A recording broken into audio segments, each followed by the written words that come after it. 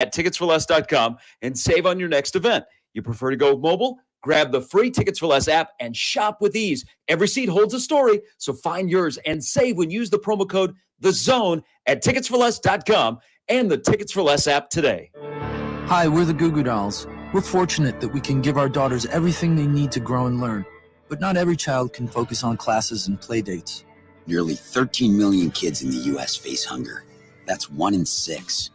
School lunch might be their only meal each day, and it's heartbreaking to imagine any child going to bed hungry. We're dreaming of a perfect day when kids can smile, play, and just be kids without worrying about where their next meal will come from. Feeding America is working to make that perfect day a reality. Each year, the Feeding America network of food banks rescues billions of pounds of good food that would have gone to waste. That food is given to families and children in need. Being a kid should be about doing things that make an ordinary day extraordinary. Learning to play an instrument, building a sandcastle, hosting tea parties. Hunger should never be an obstacle to growing up. You can help end childhood hunger in your community by visiting feedingamerica.org. Brought to you by Feeding America and the Ad Council. I'm Andrew Siciliano with NFL Network Now. On the Westwood One Radio Network, the Bills beat the Steelers 31-17 to win their 6th consecutive game. Josh Allen, 203 and 3 touchdowns. He also ran for a score and 74 yards on the ground. The Bills now host Patrick Mahomes and the Kansas City Chiefs in the AFC Divisional Round. Meantime, in the NFC, the Buccaneers eliminate the Eagles, the defending conference champions, 32-9 to end Super Wild Card Weekend. The Eagles season over, losing 6 out of 7, including their wild card game in Tampa. Baker Mayfield throws for 337 and 3 touchdowns in a blowout as the Buccaneers now head to Detroit to face the Lions in the divisional round. And USC quarterback Caleb Williams, winner of the Heisman Trophy 2 years ago, has thrown his name officially into the 2024 NFL Draft. This has been NFL Network Now on the Westwood One Radio Network. Jackson Hewitt has a plan to get your tax refund fast. With a buck here, buck there. Here a buck, there a buck, everywhere a buck. You don't have to wait weeks for your tax refund. Get money sooner with a no-fee refund advance loan at Jackson Hewitt. On this loan, there's a money today guarantee. E-I-E-I-Do. Don't settle for chicken feed. Get fast bucks at Jackson Hewitt today. No-fee refund advance loans by Republic Bank offered to eligible clients. Money today guarantee if approved for a loan on a prepaid card. Details at jacksonhewitt.com. Imagine having all the money you need for retirement, all the income, every month, guaranteed. That's Secure Future Investor, an indexed annuity tied to growth in the stock market, but without any risk of loss ever. It's guaranteed money for life income, no matter how long you live. Call 888-509-2228. 888-509-2228. Sponsored by GP Agency, Inc., Raleigh, North Carolina. Licensed in all states. Performance may vary. Consult with your financial professional before making an investment decision. Tickets for Less. Best seats, best prices, no service fees. Shop ticketsforless.com. KOZ and Bellevue, Omaha, Council Bluffs. This is 1620 The Zone. Crossover dribble. Sing for the crossover. Kyrie Irving, crossover in the lane. One of the most famous crossovers of all time. Behind the back, an ankle breaker on Chris Paul. Crossover. Crossover continues to evolve. All right, time for the crossover. It's brought to you by Everlow Concrete Repair in Omaha, everlowconcreterepair.com. If Everlow Concrete did snow removal in the capital city, they would be doing a lot better job than whatever is going on. Wow, shots fired. I'm relaying from people that they're a little bit perturbed about the lack of. What can we possibly do? It's too cold to melt anything. Josh's Lincoln guy. What could we possibly do? What do you people want from us? Hey, you know why it's a lot better in Omaha? We don't have any skid loader incidents. That's right. We don't have crime here. A guy, one of the things that I think his sister said, that he had been plowing snow for 4 days and just he lost it. Really? That'll do it too. I think that's what happened. Yeah. So Lincoln is overworking their snow crew so much that their guys are going. Well, there's only one. They're raging on skid loaders. It's just one guy. The one guy. It's just one guy, and he has to plow the whole city of Lincoln, and everybody's triggered because nobody knows where to find him. He was on 3 hours sleep in a matter of 3 days. He's smoking a cigarette somewhere in a garage. He's like, what? Is there a snowstorm hit? Did we get more snow than Lincoln? I think for one of the rare times we did. Interesting. I don't know. Okay, so some of the roads here are It all looks not the the same to greatest, me. but the sun is out, and so some will have a little melting. So Knoxville Chris, formerly Knoxville Chris, says my plowed street in Lincoln, easily 2 inches of snow on the street still. Picture does not show how bad it really is. It doesn't even look like it's been plowed. Yeah. Well, the other problem, I will give them a little bit of, a little bit of leeway because once you don't go over at one time, we have ice everywhere, and it just gets compacted in there. Yeah. Like there's only so much you could do. The sun's out today, so maybe we'll get some mild melting. Yeah, it's just a very bumpy road now in neighborhoods. Yeah, even when it's gotten plowed. Did you drive down where they had the water main break I yesterday? did. It was fine. Well, it was fine except for it looks like a dirt road. Oh yeah, because they put all the sand down there now. Well, all the slush that was created from the water main break yesterday just froze, and now it's just a gravel right in the middle of town, 78th and Dodge. A lot of brown snow now. I was over on 84th and L yesterday, and it's just compacted snow, so it feels like you're driving through. Yeah. But I got this question for Josh, and I saved it for Josh because there are a couple of water main breaks that are going on around town. Yeah, thank you. Watch out for your water. What do you think about the water main breaks that are happening that, yes, are part of the weather, but also just because of our old pipes, but yet we're going to get a streetcar? I was just curious. Does anyone? Thank you. Why? Does anyone remember? I'm going to say it was about 10 years ago now, where the city came out and said, every sewer in this town needs to be replaced. Yes, I do remember that. And they said, we're going to, over the course of 10 years, we're going to do that. And then they didn't do it. I don't specifically remember this, but it makes sense. Maybe they've been replacing the sewers in secret, Josh. Well, they've been replacing them when they blow up, and like Bane and his army down there. Yeah. Underground. Like you can't disturb those guys. Yeah. Like I think on never know what center, the plans like are. 114th, 117th is still being worked on. So you have to drive off a center while you're going westbound. Drive off a center, like right there by the mail. They used to advertise mail. I don't know, mail enhancement. Limitless mail. Limitless mail. And then you got to drive up like the frontage road, and then you get back on. Yeah. Oh yeah. It's a total mess. Yeah. And then there was between 105th and like 100th on center. The water main burst like in the summer. You know, I'm gonna cut all these people who are helping us out with our streets and our local municipalities. I'm gonna cut them some slack. What? Because you can do the job that they're doing? No, I just think it's there's that's where you're going. Untenable conditions out there. It's rough. It's rough out here. And in the new year, I'm trying to be a little bit more lenient on the people that we depend on. It's the year of accountability, Connor. It is the year of accountability, but also, it's hard out there. It's hard, just like it's hard to officiate basketball. It's hard to officiate football. It's hard to call pass interferences. Yes. It's very hard to do a lot of things. So there was a way to know when the cold weather was coming and not have these types of problems. You can't do anything about it. It's like the people in Texas. We all make fun of Texas where, it got really cold. Well, you know what? Maybe they're just not built for it. Who is this guy? They are who they are. I don't like That's really a shame what has happened to this show. This is sad. You used to stand for something. I've gone soft. You did. You've gone really soft. I've gone soft. Fall for everything. I just wanted to, because I know that there are some people who are helping take care of our streets who listen to the show. That they're working long hours. I see them out there and I see you working. Yeah. Those people are working hard. They have some people they work with that don't work as hard. Everybody else is yelling. Did you stop by someplace to pet puppies this morning? Oh, he doesn't like I went to church. No, I just, I just want to zag a little bit because everybody likes to yell at those guys. Okay. And I say, thank you guys.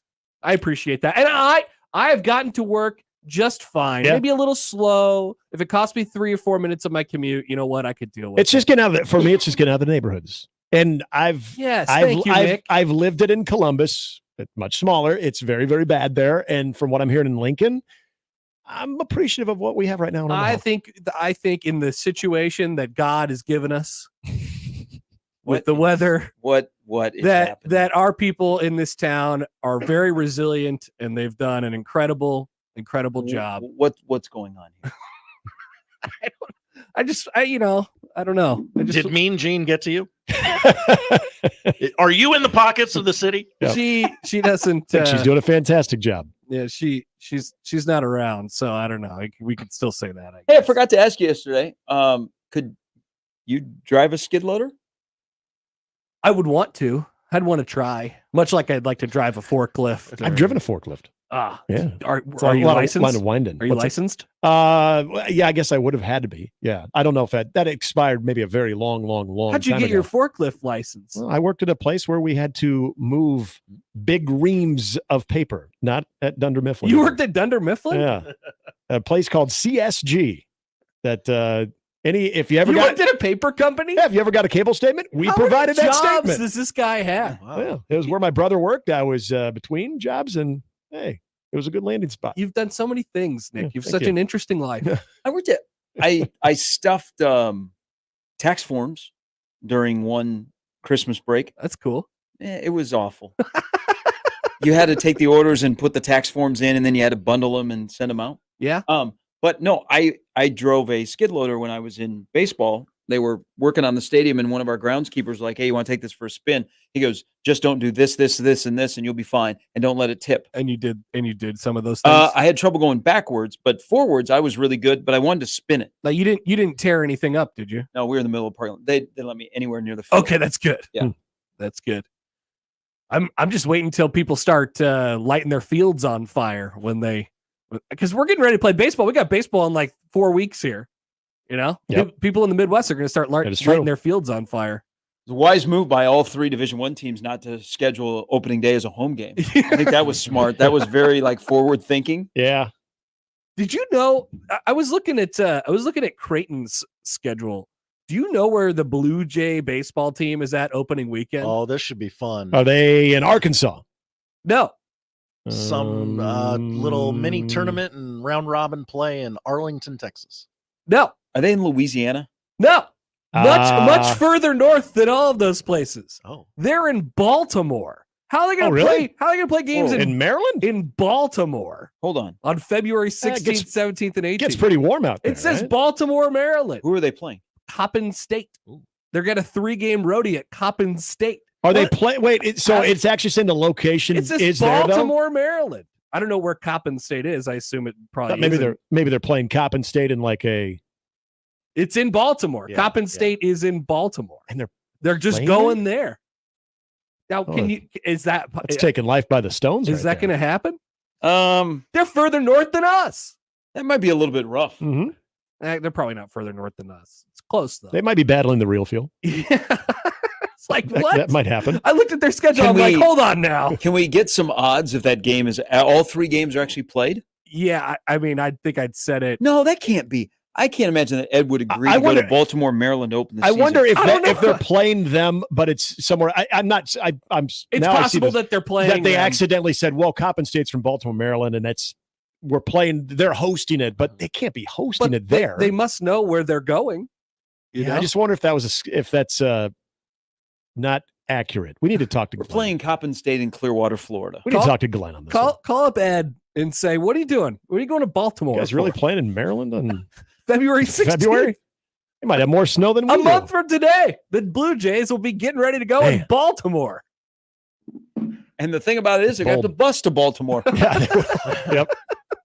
Yep. Maybe they're just trying to get some of that Big East, the long Big East road trips out of the way early. Wow. They might as well stay on the East Coast. Why don't they get into a series against Villanova, Georgetown while they're out there? Get the conference series started. Call them up. See if you can find a dome Go somewhere. out to the district. Play. Guys, I figured it out. Where are they playing, Josh? I went to Coppin State's website, and the series is listed as being played in Hanover, Maryland. So. They're playing in Baltimore. They really are. It's in Hanover, Maryland. They really are. No, what? Okay, so a month from now. No way. Wow. I was like, what's going on? Why would you agree to that? It's basically saying, all right, our opening weekend, we're not going to play anybody. We got it on the schedule, we will, but we're not actually going to play. Yeah, games. they're just going to call it an open weekend. Yeah, we got an opening weekend that will not happen. And Connor, I believe you did correct this, but Mr. I-95, Baltimore is further south than Omaha. Yes, not by much though. How we looking? Just on the latitude line. It looks like it's about level with Kansas City. Okay. Oh well, they. I don't think they get the ocean effect snow. No. Okay. No. Maybe, I mean, we always complain about our local baseball teams when we get that beautiful. There's going to guaranteed be one beautiful weekend in February, always. And maybe they're just, and then people will be like, "Well, why don't we open here?" Maybe they're just rolling the dice a little bit. Yep. Good luck. Yeah, that's let's see. bold. Maybe Coppin State plays in a dome. Now, or something. maybe Coppin State has like Tal Anderson in all turf field. Probably. I'd hope so. Athletic facilities, which I found out yesterday. Do you know that? So Lambeau Field and Arrowhead have heated fields. Yes. Yep. You know that Buffalo does not have a heated field. Yes.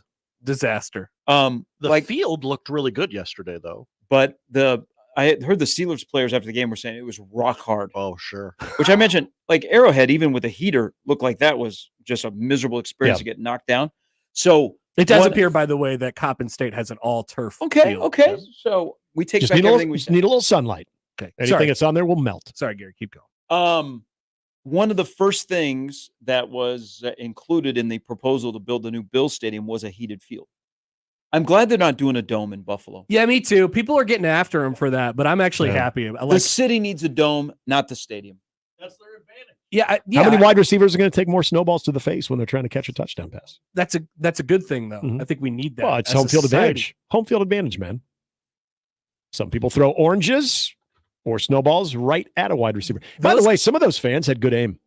Those guys throwing the snow They really did. up into the air when they score. Like that was such a cool visual. Yeah, it's like, wow. It was awesome. Like I wouldn't want to go anywhere near it. I liked watching it on TV. Yeah, it looked No, really, you know really what cold. the painful vision was going from the Buffalo-Pittsburgh game to Tampa, where everybody is in short sleeves. I know they're sweating. You know, they got they got that glisten to them. They were chilly because it was 68. And it was even kind of chilly last night in Tampa. Yeah, it Jason was like Kelce, 60. R.I.P., wore sandals as he's Yeah. walking out of the locker room. I don't think he died. Oh, he's no. alive. Did you watch the game? He retired. Troy and Joe were eulogizing the man. No, I think they were. Once he came out of the game. I think Troy killed the Eagles' defense, not Jason Kelce. Okay. Troy did several times. They should find a way to tackle on defense. That would, Yep. That would help them immensely. I think the Eagles. Yeah, They ain't tackle nothing. I'm no Charlie McBride, but usually when there are that amount of players where the first tackler to the ball carrier doesn't bring him down, you got some issues. Yeah, but I was Shout out glad. Trey Palmer, I though. was glad. You know what? Good on ESPN. They have fixed Monday Night Football with Aikman and Buck. Yeah, because they were not afraid to call them out and not just take wild pot shots at them. They were like, "This is why they're not doing, and this is unacceptable." And man, they drilled the Eagles in the first quarter into the ground. Aikman tried, because it always sounds weird coming from Aikman just because of his affiliation with Dallas. So he tries to not go all the way there, but it's hard to. They suck. I mean, Aikman has zero patience for bad football. See, yesterday was a doubly bad day for Nance and Romo because they weren't very good, and then you top that off in a game that was not as competitive. Aikman and Buck were really good, like usual. Because Monday Night Football has been fixed. ESPN's finally found it, but CBS and those guys are announcing the Super Bowl in a couple of weeks. Hell yeah! Romo and Nance are not good together right now. Tony's gone too far into the hole. I don't know what's happened to him. What's a caricature? Maybe his Michael Scott moment about MLK Day yesterday. Yeah, this guy is deserving of a day. Then just left it there. Because what do you say? Also, he physically can't stop himself from saying Jim. He just keeps saying Jim. He'll start a sentence with Jim. He'll end a sentence with Jim. He'll throw a Jim in the middle. He says Jim 400 times a broadcast, Jim. It's amazing. There's a scenario where they thought it was an interception when it wasn't. Yeah. And I think that's a Jim. I think that's an interception, Jim. Actually, sorry, Jim. It's not Jim. He's very much just an excited guy watching a game and not. He is like but an analyst. Something happened to him. They told him. They must have told him to stop. You know, when they told him to stop predicting the plays and stuff like that, he was really good at that. So he needed to put that energy somewhere else. He needed to do something else, and he Let's put it all into more. Jim. Yeah. Well, directed towards so. We had a good long observation. discussion on the morning show about Tony Romo in his first year. And I said, Tony Romo is not for the football guy because he's Captain Obvious. But if you don't know much about football, Romo is perfect because you've never had that guy on TV before. But how long will that last? And then year number 2, people started to get on him, and they were like, I don't know if this little, you talk way too much. You got to let the broadcast breathe. And it's got worse. So a guy who you don't have to say anything. His first year, people loved Romo. CBS promoted him everywhere. Remember, he had his own NFL special before the Super Bowl. He was good. Now he is dropped down, and he's impacting Nance because Nance is off his game because he can't. He doesn't know how to set him up because nobody knows what he's going to say. Those guys are doing the Super Bowl in a couple of weeks. Yeah, Jim. Yeah. It's a good observation. He just keeps saying Jim so much. I mean, that's a $27.5 million a year booth. Yeah, they make a lot of money. I don't know.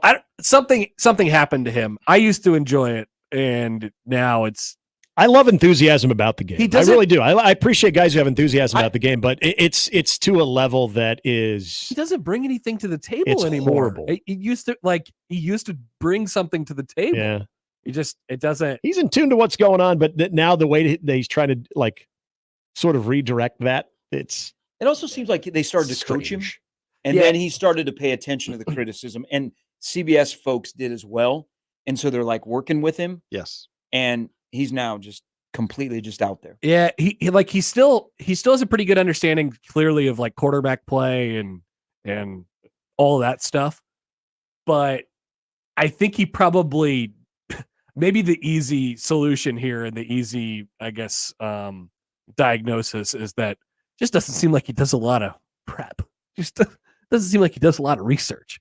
He just kind of looks at the quarterbacks and is like, good throw, bad throw, Hey, Jim Nance here. Hi, Tony. I'm going to watch some tape if you want to come over. No, I played football. No, I get it. Don't worry, Jim. What are you doing later? Want to get Getter? We've done the Chiefs 6 times this year. I don't need to watch film on them. Trust me, I know that. I know that. They And the Chiefs so everywhere. I don't know what's going to happen. You want the ugly I don't sweater? know what's going to happen on Sunday because they're doing the Bills and Chiefs. Yep. Romo loves Allen and he loves Mahomes. Yeah, He's going to have to cheat on one of the quarterbacks. He'll be gonna be a lot super of excited gyms. though. Think about the juice he'll bring Think about the gyms. and the gyms. He's going to be super excited. Plus, that's the game that we've all wanted preseason, so he's going to be extra amped. Oh yeah. Jim! What's the weather look God, like? football's great. I love it. A high of 20. 20. So not bad. Balmy. Yep. Yeah, warm. I don't think snow will be in play. Well, they have the stadium completely shoveled out by now. If you're in the that 200 level, it looked like in Buffalo where they're nice seats. Yeah. You don't have to worry about that. Those were cleaned out. Mm-hmm. No, I Got like the heat lamps on. It looked Yes. like they were they heat lamps or were they just red lights? I Well, believe they're heat lamps. I think they're heat lamps, Yeah. but there's also lights because if you looked during the game, that section is lit up. It's just red. But it did look like there were heat lamps because that was almost bone dry. Yeah. Then everybody else is sitting on a bank of snow. It was a wild yes. experience. Well, you They are heat lamps. every fan walking in, you would see them either with their hands or they were bringing shovels to shovel out their seats so they could sit down. The video of the Steelers fans getting to their seat with the dad and then the 2 kids behind them, they look like penguins. They were just trouncing through the snow and just trying to. That was so funny. It was a hilarious experience yesterday. I fell asleep in the second quarter. I took a nap. I was like, I don't need this anymore. Thanks. That was where things got interesting. It did. It got to 24-17. All of a sudden, hey. Yeah. Buffalo loses their punter, and Pittsburgh, I don't think, realized that. Yeah. Instead of taking timeouts, so let the clock run down. Yeah. It just wasn't going to happen for the old Pittsburgh Steelers yesterday, I don't think, as we suggested before. I was hoping. Sure. Gary wants his home game. Hey, when it was 24-17, I thought, but it seemed like every other snap, but Pittsburgh was losing a guy to injury. He wasn't scared of C.J. Stroud. No, we've beaten the Texans before in the playoffs at home. So we got to go to Buffalo. Do you realize that, let's see, Mahomes on the road in regular season is 38-11. At home, he's 36-11. And do you know that he has only been an underdog 10 times on the road? So they're about a 2.5, 3-point underdog. He's 8-1-1 against the spread. Did you know that playing on the road in the playoffs is different than playing on the road in the regular season? But didn't he play on the road? You're going to hear for a all Super about Bowl? that this week. All about it. Played on the road for a Super Bowl. Did not go so well. Yeah. Didn't, if it weren't for a very unfortunate but correct offsides penalty. That game would be in Kansas City. Thank you for bringing that up. Yeah, I just didn't know if you remember. Oh, no. I know the idiot wide receiver that cost Kansas City a playoff game. I love Kadarius Toney. He's hilarious. His play or as a person? Just he's a wild card. You never know what he's going to do. You never know where he might line up. Yeah. Hey, here's what young jocks should do: is get the heck out. Okay, we're focusing on the big four for Sunday. Yeah, I got my Mahomes, I got Pacheco, I got Rice, I got Kelce. Oh, and I got a defense. You know who's going to love Pacheco too? Tony Romo. Yeah, because I'm gonna have to hear about his running style. Yeah, look at his legs, Jim. Look at him. And extra points for anybody that watches Pacheco run and goes, that reminds me of the Big East official who is working in the Big Ten now. Jeff Anderson? Yes. Is he? They probably kicked him out of the Big East. Oh, no, he's still in the Big East. He had too many problems with everybody. He showed up at a Big Ten game the other night. Everybody in the Big East is unanimously like, oh, who's the worst official? They're like, I have a problem with Jeff Anderson. Everybody says that. You people. Yeah. I didn't know he was in the Big 12 now. Congratulations. No, Big 10. He worked a game in the Big 10 the other night. Wow. You mean you don't like watching him run? Oh, it's fun. That's him and Pacheco run the same way. Yeah, high knees, baby. Yep. Kick him up. Mm-hmm. But isn't Jeff Anderson's, he has like a back issue or something, so he has to run like that? I don't know what his deal is. Because the first time you saw him, you went, what's going on here? Especially when, like, out of the corner of your eye, like the ball, they're bringing the ball up the floor and he's the trail official and he's running high knees and you're like, is the guy working out? What's going on? Oh, wow. He had a good one last night. He had a really good block call in the Iowa-Minnesota game. He hip thrusted pretty good. Nice. Way to go, Jeff. We know too many officials. We probably know too many officials. Like, you kind of know what's gonna happen when Kelly Pfeiffer rolls in. I'm gonna do a tweet. He's gonna wear a medium. Yeah. Has he done an Iowa game this year? Who? Kelly Pfeiffer. K Fife. Yeah.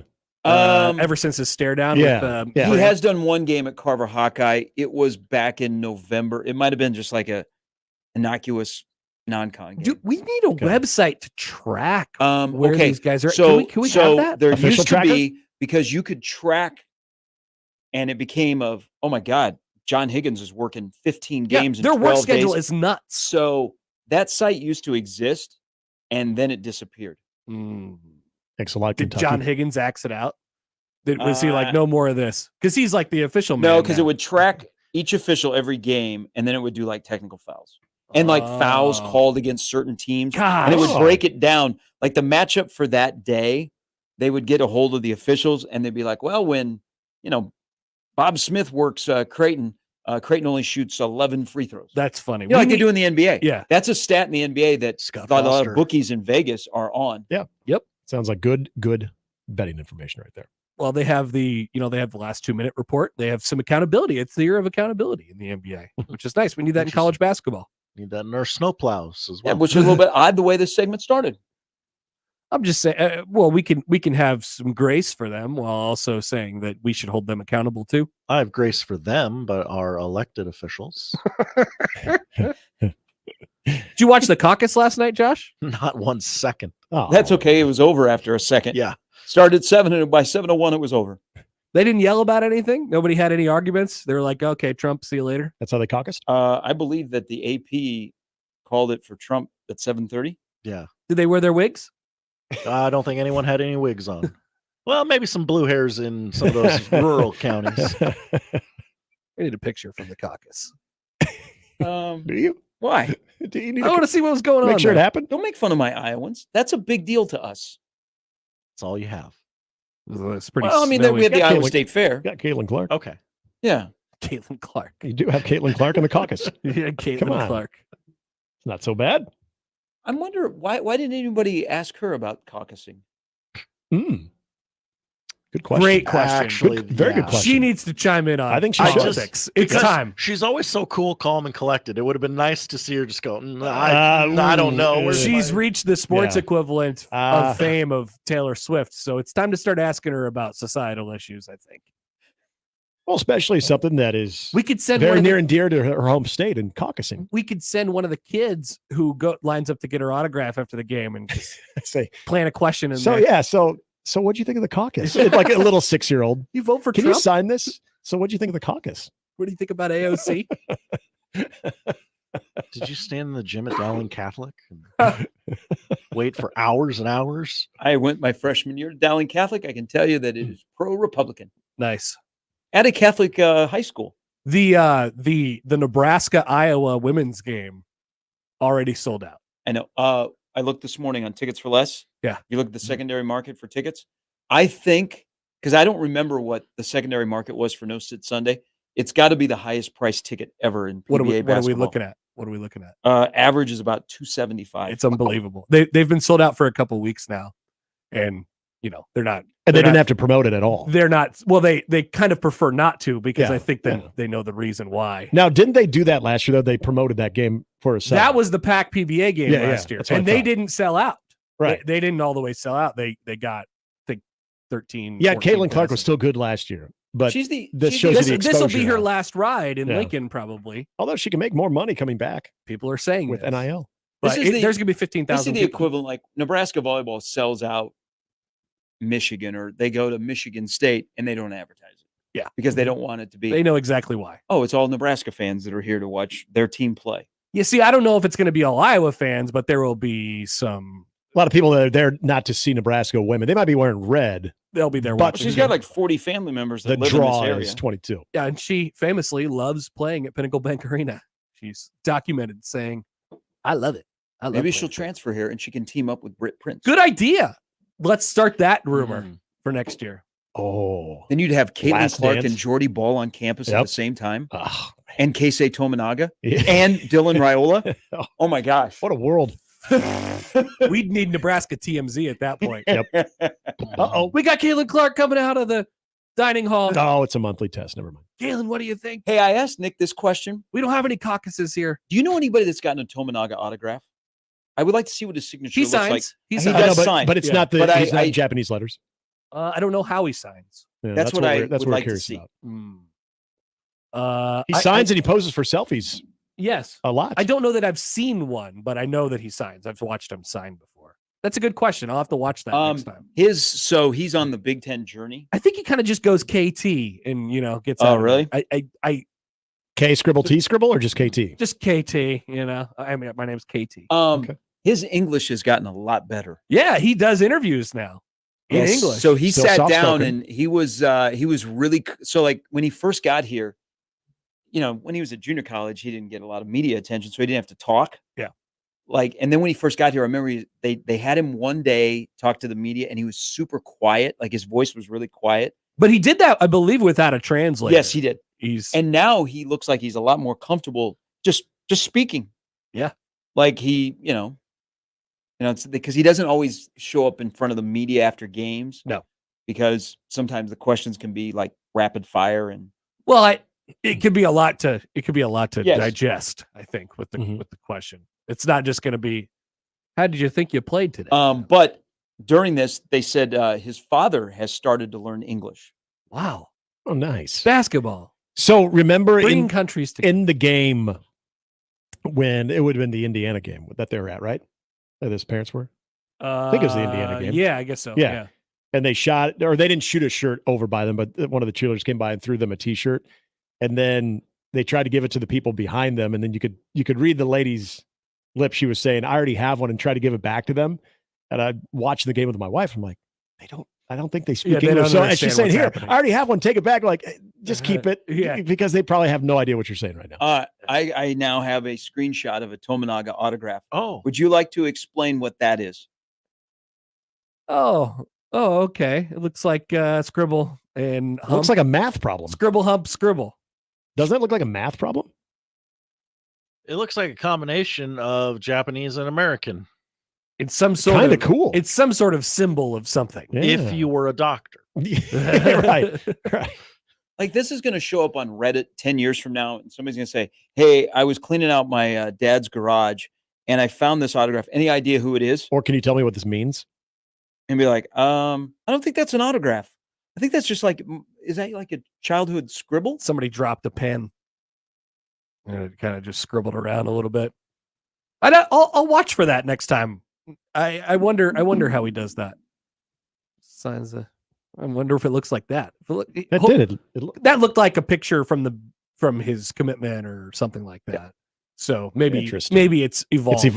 It's over the last couple of years. Now that you got to have like a brand that's going to be more recognizable, right? Like like the first autograph that I think of, and I can like see it, I could picture it. The Derek Jeter autograph. Derek Jeter is such a great autograph. You could clearly tell that it's Derek Jeter. He's got a great autograph. You could just see some of those throughout time. Bo Jackson. That was the first major one I ever got. Good one. Bo Jackson, Nolan Ryan. Man, that's quite the wherewithal too. To like, I mean, if you're really that famous, you kind of have to have a good autograph. Got to have a good autograph, and it has to be really consistent. Yeah, too. The one I got, the last one I had, and this was not that long ago. In fact, it was like 2-3 years before he passed away. It was Bill Buckner's. Oh, Buckner. Yeah, and it was okay. I mean, it wasn't behind like, the whoa. bag. It wasn't like, whoa, look at that. Look at that B. That is amazing. Yeah. It was just. Well, Bill Buckner is a pretty just normal guy. He was except very for that so. one thing. And good on him. Didn't mind talking about it. He was there at Warner Park. He was there to throw out the first pitch. That's right. Yeah, that's right. Okay. So here's another autograph that'll become very popular around here. Can you tell who this is? Oh, that's got to be Dylan, right? Yep. That's our young big son, D. our young son Dylan. There's a big D right there. No, I gotta say that's a 4 out of 10 for the autograph. Yeah, 4 out of 10 autograph. Just the penmanship. Yeah, it'll get better. Yeah, we got to straighten that out. I don't think you could look at this autograph and say that you know that because you see it's on a football and it has number 1. I would just guess. Yeah, I have no idea that is Dylan Raiola. No, it's just a bunch of scribbles. It'll look better. Yeah, he'll straighten it out. He'll sign enough autographs. I think a lot of high school kids that have ever had to sign an autograph, they're like, "What the hell?" And then they do it. Just has anybody ever asked you to sign an autograph? Actually, yeah. Same once. here. Yeah, it's really weird. It's what did you do? It's like I had to tell them who I was first. Yeah, So, it's like I always tell them still you don't want want it? my autograph. Yeah, and they're like, no, yes, I do. Yeah, it was Like, after a Nebraska baseball. Bruns could tell you the story too because he was right behind me. They were doing the media scrum down there, and I was interviewing Erstad as I was making my way up. Kid goes, "Can I have your autograph?" And Bruns just started laughing. And I go, "Do you really want it?" I go, I'm just on the radio." And he's like, yeah, please. And then so Bruns goes, "Sign it, Greg Sharp." And now I was getting crap for probably a good couple months. Now, were you happy with your performance on the autograph? What did you sign, a baseball? Yes. I felt it could have been better. I was so surprised. Flustered, I wasn't yeah. ready. Yeah, I wasn't expecting that. And then a kid at this year at the Omaha Hockey Skate Around was just running around getting autographs from all the players, came over by me and goes, "Can I get your autograph?" I'm like, "I'm just the PA announcer." He's like, "I don't care." Is this on a puck? No, this was on like they poster? had like a program. Yeah. And I was like, "Okay." And so I put a mic next to it. It takes practice. It's hard work. So good story. So when the Twins bring in their international players before spring training starts, one of the things with their new international players is how to sign a baseball. Nice. It's a good program. It is, yeah. And I remember hearing the story of one of the things they tell them is do not hog the baseball with your autograph. Yeah, can't be too big. Like, do not sign it on the sweet spot. Yeah. Well, you want to go in the horseshoe. That's where the big guns go. And make room for, possibly them having more. As somebody who used to collect autographs as a kid on baseballs, I made the mistake of, hey, George Brett on a single baseball would be great. I'm like, no, I want all the Royals on one baseball. Yeah. The amount of baseballs that I had rolling around that were signed by God knows who, but there was 40 autographs on there. Yep. And then I eventually used to just throw around in the backyard. Yeah, because you're like, hilarious. The majority of these signatures don't do anything for the one that actually matters. I spent so much of my time at like the opening ceremonies and the practice days and stuff like that, and I got all those baseballs signed. And then I ended up just throwing them around the yard. Yeah. What a great pastime. Little tip though for major league guys to sign autographs and pick you out if you're a collector or not. If you hand them a baseball, like let's say I'm going to Joe Mauer and I hand you a baseball that's got multiple signatures on it, he's going to sign that right away. Compared to the guy that has a new pearl that he hands to you. Okay. Because he's like, that guy's not a collector. He just wants some autographs. He's gonna that sell kid that just wants online. some autographs. Probably doesn't know exactly who I am. Yep. It's a competitive game out there with the autograph hawkers. You've seen it at Warner Park. I've seen it plenty at Warner Park. Yeah. Yeah. They're there. When the every collectors single game. the collectors are old enough that the players could be their kids. Yeah. Maybe got an issue. Yeah, there are some younger ones. There's some kids who do it. I don't know. There were some new ones this year that were hanging out by the visiting dugout. So that'd be very smart. If you are a collector and you have a son, be like, hey, why don't you go get this? Yeah. Because then they won't be any more wise. They'll just think, yeah, you're an adoring fan. Well, when where'd Salvi you was get this down here baseball? doing a rehab assignment, you remember the guy? Because I think you were out at Warner Park working then. The guy that showed up with like a duffel bag, and Salvi came walking down, and he was really good. He signed for a lot of people while he was here. This guy basically handed him a duffel bag, and he's like, what? Yeah, like which one? Just start picking. Yeah. That's why I appreciate a guy like when Bobby Witt Jr. was here. And at the time, there were probably some people that got his autograph that didn't know exactly how big he was going to become. Definitely. He would stop and he would sign autographs after games along the railing before you ever get to the clubhouse. Yep. I thought, man, that's a good dude. And don't get caught by the collectors. That's right. They know who they are. He's a good kid. They have good scouting reports. Another quick story. So when the Mustakas and the Hosmers were in Omaha, they were on the road in Memphis.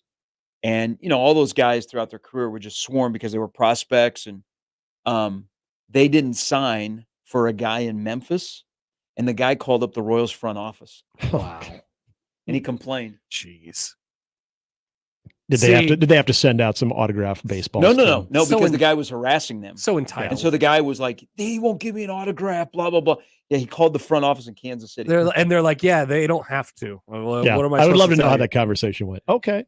Thanks for your concern. It's not like they have designated times where they have to go out. So they just sign the autograph. We'll forward that to management. Thanks.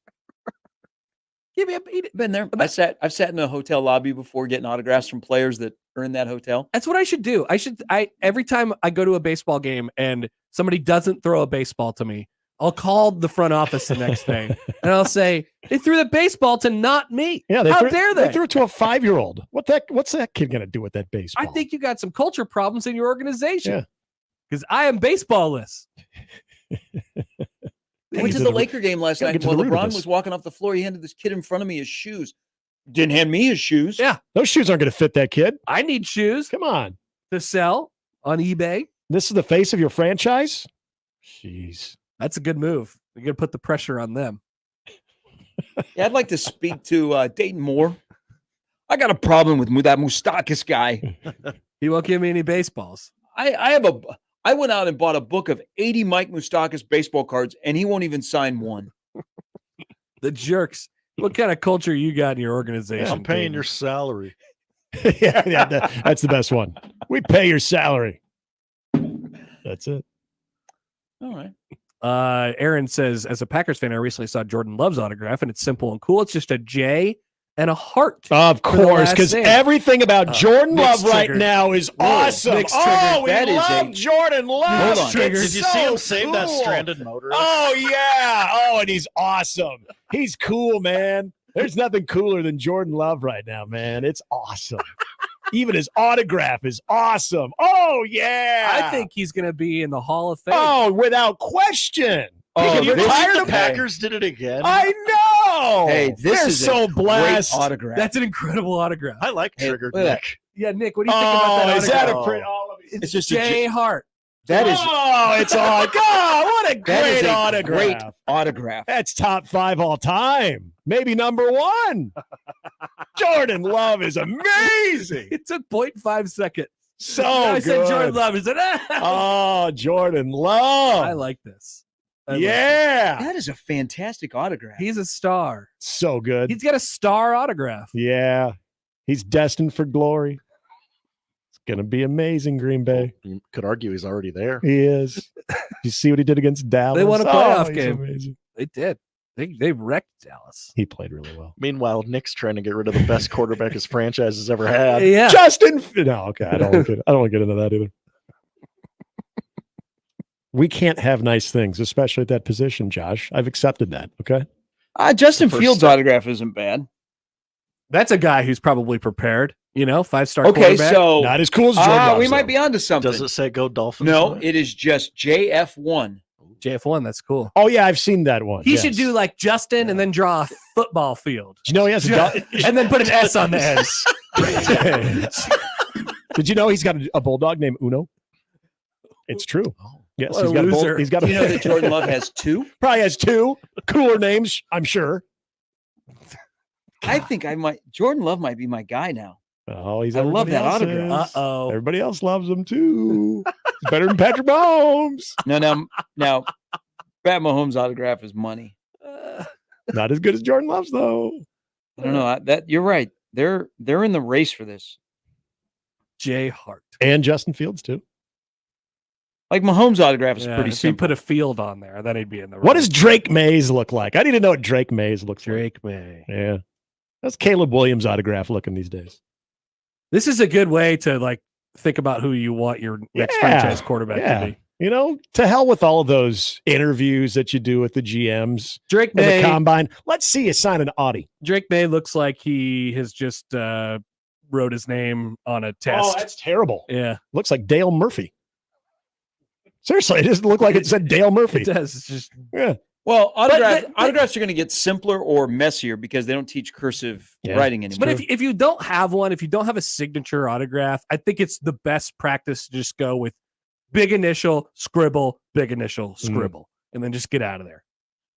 CH done. See you later. If you can throw, if you throw a number in the middle. But if your last name is Love. Oh, if it's Love, you need to have a heart. Yeah, do the heart at the end. Oh, and if he ever signs it for a Bears fan, put like a little arrow through that heart. Yeah, or a little fracture in the heart. Owner, Chicago Bears. Yes. He might win 4 Super Bowls now. I think so. Probably 7. I think probably 7. What if the first Super Bowl he wins, he puts like a dot in the heart? Oh, and he just keeps adding, or little stars on there. Maybe sneaks a ring inside the heart, because if anybody could do it and do it effortlessly, it'd be Jordan Love. 15 more years. Doesn't it just sound good? Nick, you're going to be 60. Jordan Love. You're going to be 60 when Jordan Love finally goes to the Jets.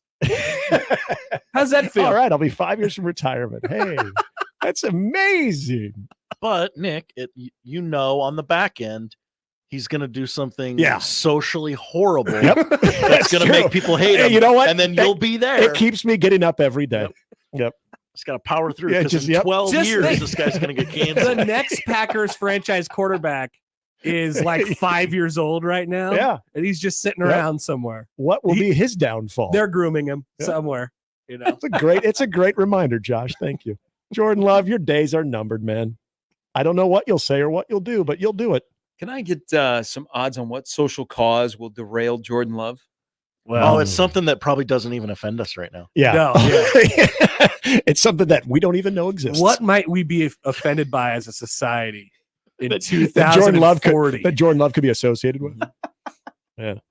It's hard to really imagine. Yeah. I couldn't imagine the things that we're offended by right now when Brett Favre retired. Yeah. I mean, well, taking advantage of the poor. There was that, but there was also the timeless. There was the Jen Sturger part too. So he gave us a little taste of that. I didn't know that technology would exist. Exactly. That's true. That is true. A text message. A text message that I could send pictures of. Okay. Wow, look at that kid. He's so happy. He just beat the Patriots in the Super Bowl. I'll bet he's going to win probably 4 more.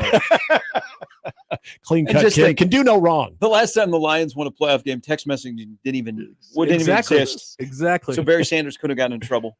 Nope. No. They really got lucky in that regard. Packers have had it rough. That just reminds me of Ted when they're listening to the Chris Brown song before Chris Brown became Chris Brown. They're like, yeah, Chris Brown can do no wrong. Brett Favre can do no wrong. He's uncancelable. It was funny because we were talking about the coolness and like, oh, he's quiet, cool, calm, collected of Jordan Love. And then like, weren't we saying that about the last Packers quarterback? And he's gotten a little mouthy these days. So it's inevitable. Jordan, enjoy this. Now I got to go back. Did Don Mikowski do anything? He did. He was about Lynn Dickey. Mikowski was awarded a big time throw that should have been called back because he crossed the line of scrimmage. Oh, I thought you were going to say he was given an Emmy that he had to give back. The problem, those guys didn't fall in the lineage because they didn't win one singular Super Bowl. But they were still a Packer quarterback. When they were supposed to win 4. Did Matt Flynn do anything before he went to Seattle? He just had that one game. The one game, and they got paid for it. Never even started. A lot of money. Yeah, good for him. No, he was never in the line. He was never in the succession. Yeah. He wasn't in the royal family. Yeah. I have no, and they are. It's royalty. It is no negatives in Don's Wikipedia page. No negatives. no controversy. He had to sell his real estate company because it got too busy. So he was almost too successful. Yeah. Oh, okay. I like the idea that we're just following this lineage. So the next person has already been decided. Yep. Whoever it is, it's a baby somewhere. Yep. They're just out walking around. But it's already been predetermined. Yep. They're there. We just don't know who they are. They're in the family. They know. We don't. At some point in the next 10 years, the Packers will get a backup quarterback and he'll have a super good game. Sorry, you're not in the family. You're not in the lineage. You can't take over this kingdom. Brett Favre. You're too normal, Jordan Love. We're going to have to trade you away. Yep. Be good. People enjoying Triggered Nick, by the way. Yeah. This is good. Yeah. I'm glad I could provide that entertainment today, boys. All right, gentlemen. Enjoy your day. Enjoy the sun. Get a tan. Yeah, you too. All right. That's the crossover powered by Every Level Concrete Repair in Omaha at everylevelconcrete.com. We'll start things off next. That's the crossover. The Connor Happer Show is next on 1620 The Zone. Mornings with Sharp and Handley. But if you like trophies, that's great. I like sexy victories. I would rather have sex than have a trophy. Okay? That's just who I am. All right? I think we could all agree on that. The wide receiver from Wake Forest. People say that I like big-bodied women. That might be the case. I don't discriminate. Okay? I like big-bodied wide receivers. That's why I like the guy from Wake Forest. Okay, back to Iowa. Mornings with Sharp and Handley. Weekdays 6 to 10 on 1620 The Zone. Your Omaha area forecast from the Godfather's Pizza Weather Center and KETV News Watch 7 on 1620 The Zone. Dangerous cold Tuesday morning with wind chill warnings remaining in effect with wind chills 20 to 30 below zero. We will see plenty of sunshine throughout the day. Afternoon highs around 10 with wind chills remaining 5 to 10 below zero. I'm meteorologist Sean Everson from KETV News Watch 7. Woodhouse Hyundai offers a streamlined car buying experience tailored to you. Browse our current offers and save up to $12,000 off the 2024 Hyundai Ioniq 5 Limited. And when you shop Woodhouse Hyundai, you can rest easy with Hyundai Shopper Assurance, America's best 10-year, 100,000-mile powertrain limited warranty. Start your deal online at woodhousehyundai.com today. With approved credit, tax, title, license extra. Must finance with Hyundai Financial and own competitive model. $299 doc fee due at signing. Offer expires January 31st, 2024. See dealer for details. If you're hiring, it can feel like you're trying to find a needle in a haystack. You can hope the right person comes along, or you can just use ZipRecruiter. And now you can try it for free at ZipRecruiter.com/radio. In fact, ZipRecruiter has helped a lot of business owners find their needle in a haystack, like Marco, president of operations at Telly Tires and Auto Centers. Because Telly Tires has grown a lot in the last few years, Marco needed to hire everyone from a receptionist to a store manager to a head mechanic. ZipRecruiter helps me find all the right people, even the most difficult jobs to fill. ZipRecruiter helps me keep my business running. Take it from Marco and millions of other businesses who've used ZipRecruiter. ZipRecruiter can help you find the needle in the haystack. See why 4 out of 5 employers who post a job on ZipRecruiter get a quality candidate within the first day. And right now, you can try ZipRecruiter for free. That's right, free at ZipRecruiter.com/radio. That's ZipRecruiter.com/RADIO. ZipRecruiter.com/radio. ZipRecruiter, the smartest way to hire. Is debt stressing you out and keeping you from enjoying your life? Now you can say goodbye to debt with accelerated debt settlement. With accelerated debt settlement, in as little as 7 months, your debt can be cut by an incredible 60 to 100%. Call 1-866-379-2755 to find out how. Most settlement groups drag out negotiations for years, but accelerated debt settlement will have your debts cut 60, 80, even 100% in as little as 7 months. Plus, you'll save thousands of dollars in interest. It's not a dream. It's what accelerated debt settlement delivers. Our legal team and debt negotiators have helped thousands of people get free of debt. I saved more than half of what I owed. I was amazed and so relieved. No more endless payments, no more high interest rates, just complete financial freedom. Call us at 1-866-379-2755. That's 1-866-379-2755. And let's work together to secure your financial future today. Call Accelerated Debt Settlement at 1-866-379-2755. Adopt US Kids presents What to Expect When You're Expecting. A teenager. Learning the lingo. Today I'm going to help parents translate teen slang. Now, when a teen says something is on fleek, it's exactly like saying, that's rad. It simply means that something is awesome or cool. Another one is totes. It's exactly like saying, totally, just shorter. As in, I totes love going to the mall with Becca. Another word you might hear is jelly. Jelly is a shorter, better way to say jealous. As in, Chloe, I am like so jelly of your unicorn phone case. You don't have to speak teen to be a perfect parent. Thousands of teens in foster care will think you're, rad just the same. To learn more, visit adoptuskids.org. A public service announcement brought to you by the U.S. Department of Health and Human Services, Adopt U.S. Kids, and the Ad Council. It's the Connor Happer Show. Are we sure we want to do this? Could you, make an announcement that we're ready? It's the Connor Happer Show on 1620, The Zone. All right, good morning and welcome in. Happy Tuesday. It's the Connor Happer Show. You're on 1620 The Zone and on 1620thezone.com. Connor Happer and Josh Odson with you. Funny enough, we will talk about Jordan Love during the show today. I wonder how far people are willing to go just with the Jordan Love hyperbole right now. Got a graphic and everything ready for it. So yeah, we'll cook that up during the show. A whole bunch of NFL topics actually today that we'll bring your way. We will, as Josh mentioned in our pre-show tweet at Happer Show on the JTech Construction Zone Twitter feed, we will marvel at how far Dylan Raiola threw the football yesterday in Hawaii. Did you see that? Now we don't. What's the elevation there? Oh, are we worried? Good question. Elevation Dylan. of Hawaii. Where do you know where in Hawaii they are? Not a clue. Oh, they're up there. Oh, really? Yeah. Maui's about 10,000 feet above sea level. Oh, is this elevation aided? Is this that's what I was curious about, because I don't want anybody to really go too far down the Dylan Raiola threw it 70 yards, but if he did it in Denver, it's different.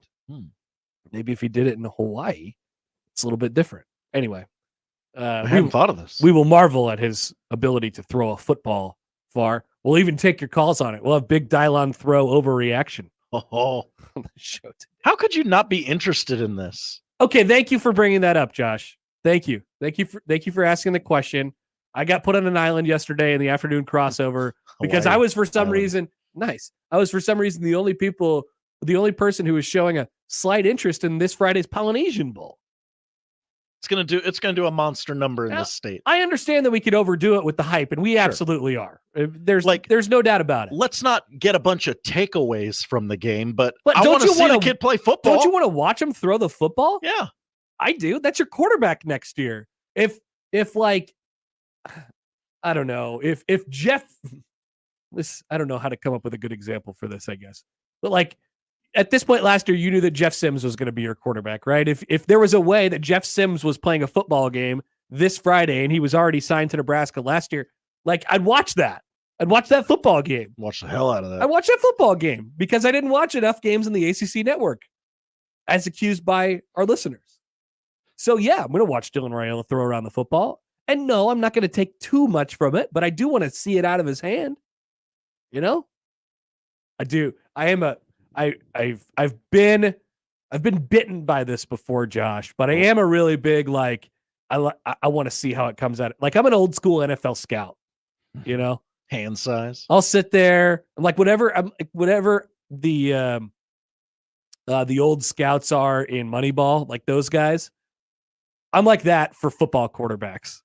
I just want to see him move around. I want to see him throw it. I want to see how it comes out of his hands. I want to see him spiral. I've gotten in trouble for this before. I mean, not trouble, but it did lead me down a bit of a dark hole with one Tanner Lee. I loved watching Tanner Lee throw the football. That was a lot of fun. And I still maintain to this day that if a better environment had been surrounding Tanner Lee, then he may have been able to have success. He did stick around in the NFL for a little while. I loved how he threw the football. But 2017 unfolded and everything got put on Tanner Lee and Bob Diaco's shoulders. It was just those two.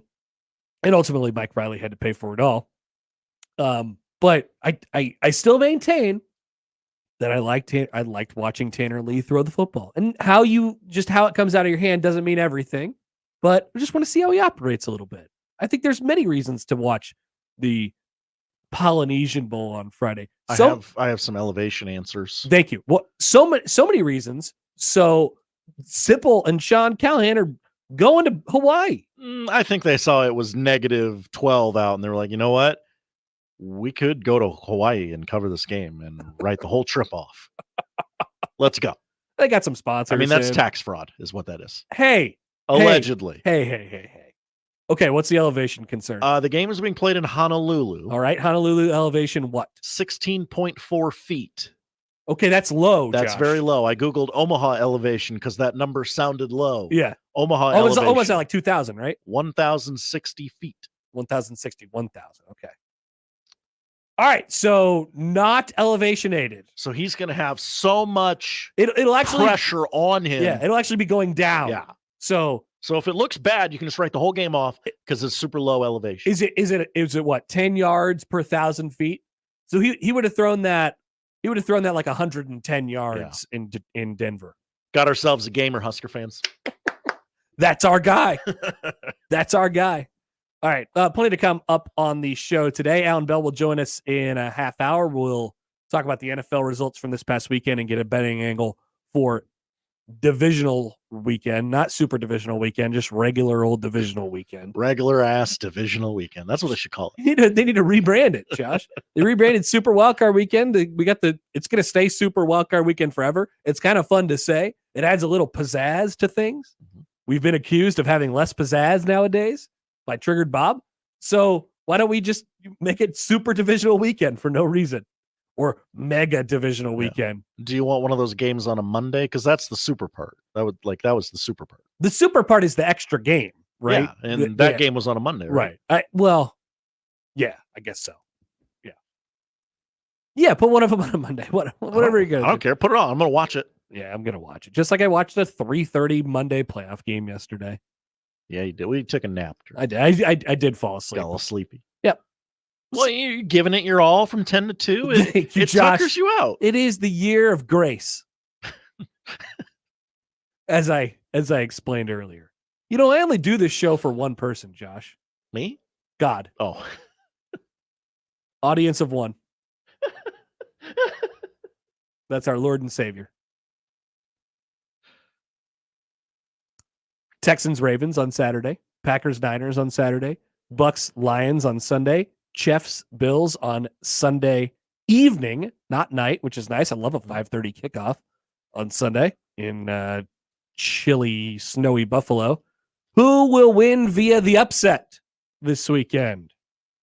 Which of the Texans, Packers, Bucks, or Chiefs will advance to the conference championship? Wow. Because it's going to happen. There's going to be at least one. There will be at least one, Josh. I think your most likely culprit is the Kansas City Chiefs. Sure seems who like are underdogs, who nobody believed in. The rampant disrespect. I know. There's just disrespect all over the place. All right, so AB joins in a little bit. We'll talk about the NFL with him.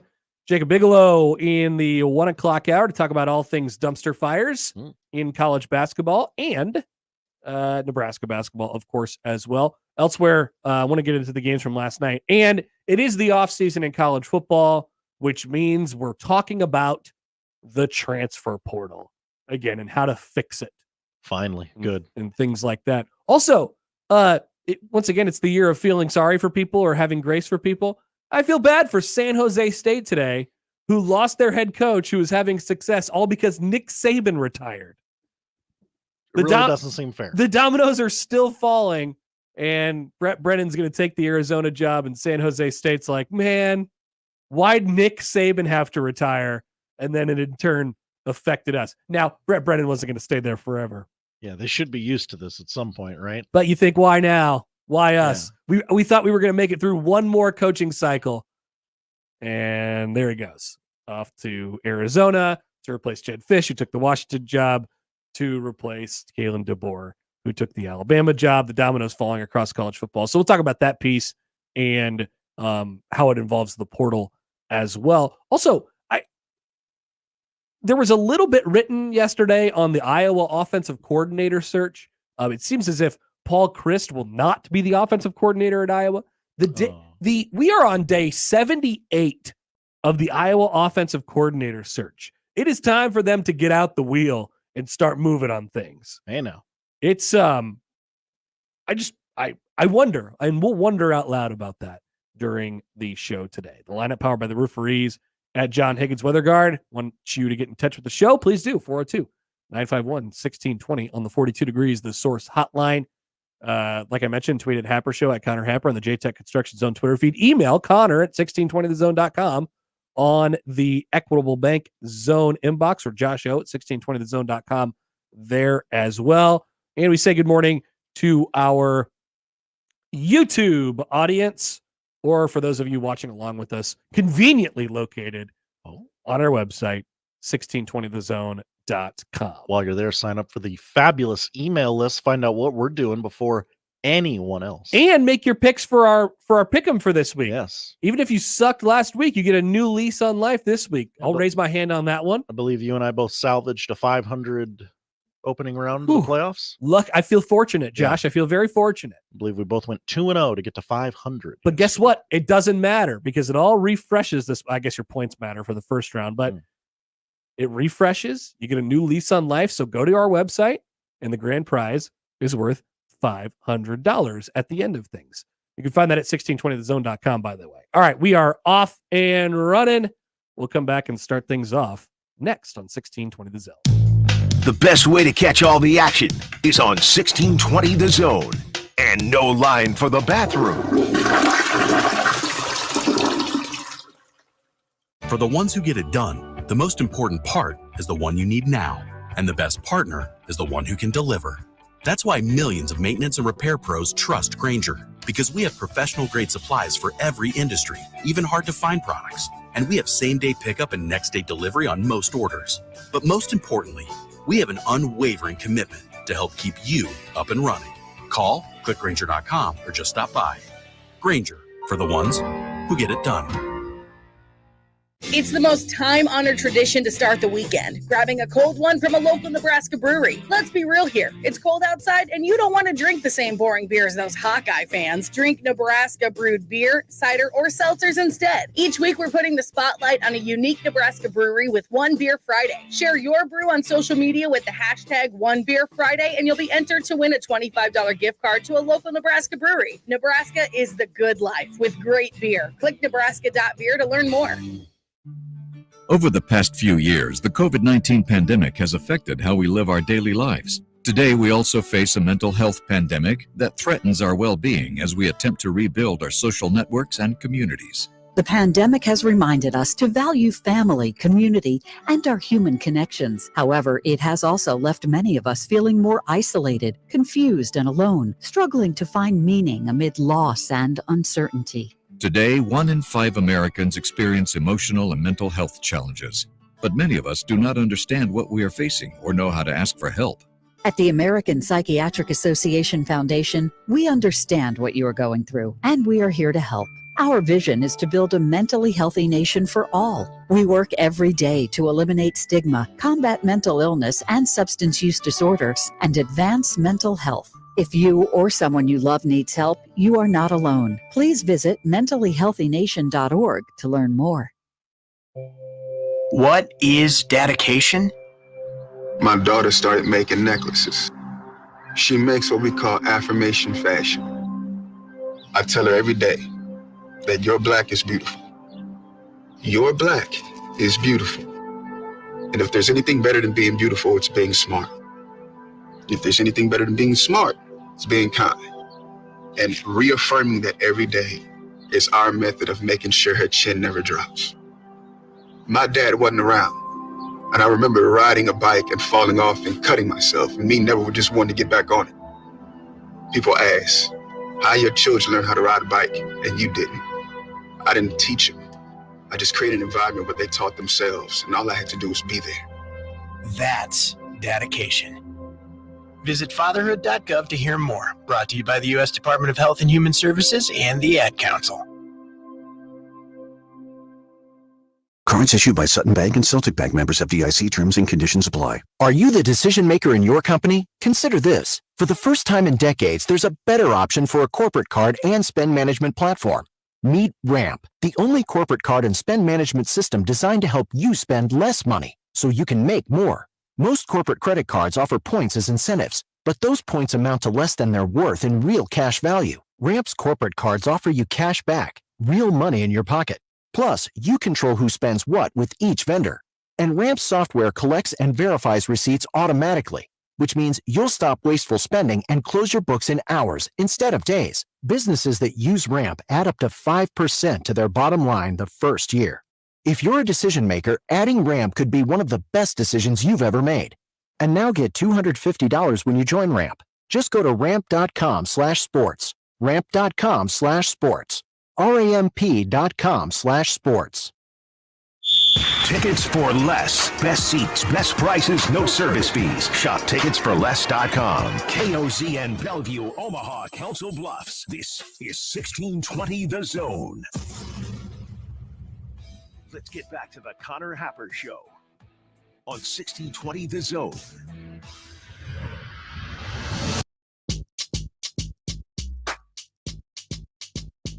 Well, last night in the NFL, we finally laid to rest the Philadelphia Eagles, officially canceled. They've been on a long, long path. Now, we canceled them weeks ago, if you remember, from the show. Been trending down this road for quite a while now. They had a difficult time sort of talking through it, whether it was during the broadcast or after the broadcast last night with Joe Buck and Troy Aikman, and then when Van Pelt was, asking him questions afterwards. But this is absolutely the question with the Eagles. What happened to them? I mean, I cannot wait to see what kind of reporting and what kind of stories come out of Philadelphia in the next few weeks here, and what people might venture to guess the root cause of what happened to the Philadelphia Eagles. Now, there is some on the surface stuff, which is they're beat up. They're hurt. They got guys hurt. They didn't have A.J. Brown last night. Jalen Hurts wasn't himself. But the decline of Jalen Hurts has been going on well before he messed up his finger. I appreciated Eli Manning, though, telling me last night how you can figure out how to throw a football without a middle finger. That was nice in the pregame show. That guy loves his middle finger. They were going through that a little bit.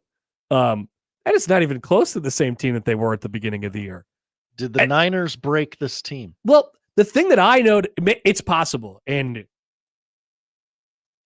when you talk about what happened, it's probably a combination of a variety of different things. But the result of it at the end of their season last night was they were completely unconfident, right? They just looked different. Yeah. You could feel it coming out of the television screen. They're showing oh God, the Eagles fans are nuts. They got bags over their heads. But they're showing Jalen Hurts. And Jalen Hurts isn't always, he's not an overly emotional guy, but him just sitting there and not saying anything or emoting whatsoever is obviously a weird look when you're getting it handed to you in the back half of the season. And then of course in the playoffs on the road, and this was supposed to be a Super Bowl team. Everybody's yelling at each other on the sideline. Their defense was bad all year. They cannot tackle. No. They couldn't tackle anybody last night. Like easy stuff. Trey Palmer, we love him. He woke up pissed off, but my God, he should have been tackled at the line of scrimmage on his touchdown. But just a horrible, horrible effort from them.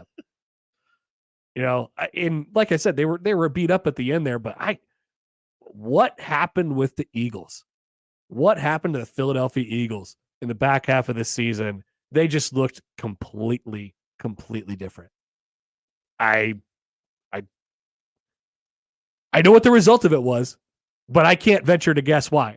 I imagine that it's wrapped up in the head coach somewhere. When you have a coach who runs as hot as he does and is, to talk about the opposite of Jalen Hurts in terms of the way he sort of like emotes, right?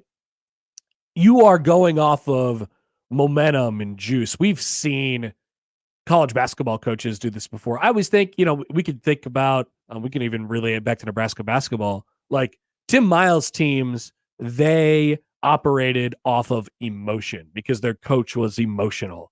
And he was, when things were good, he was on top of the world and you couldn't tell him nothing.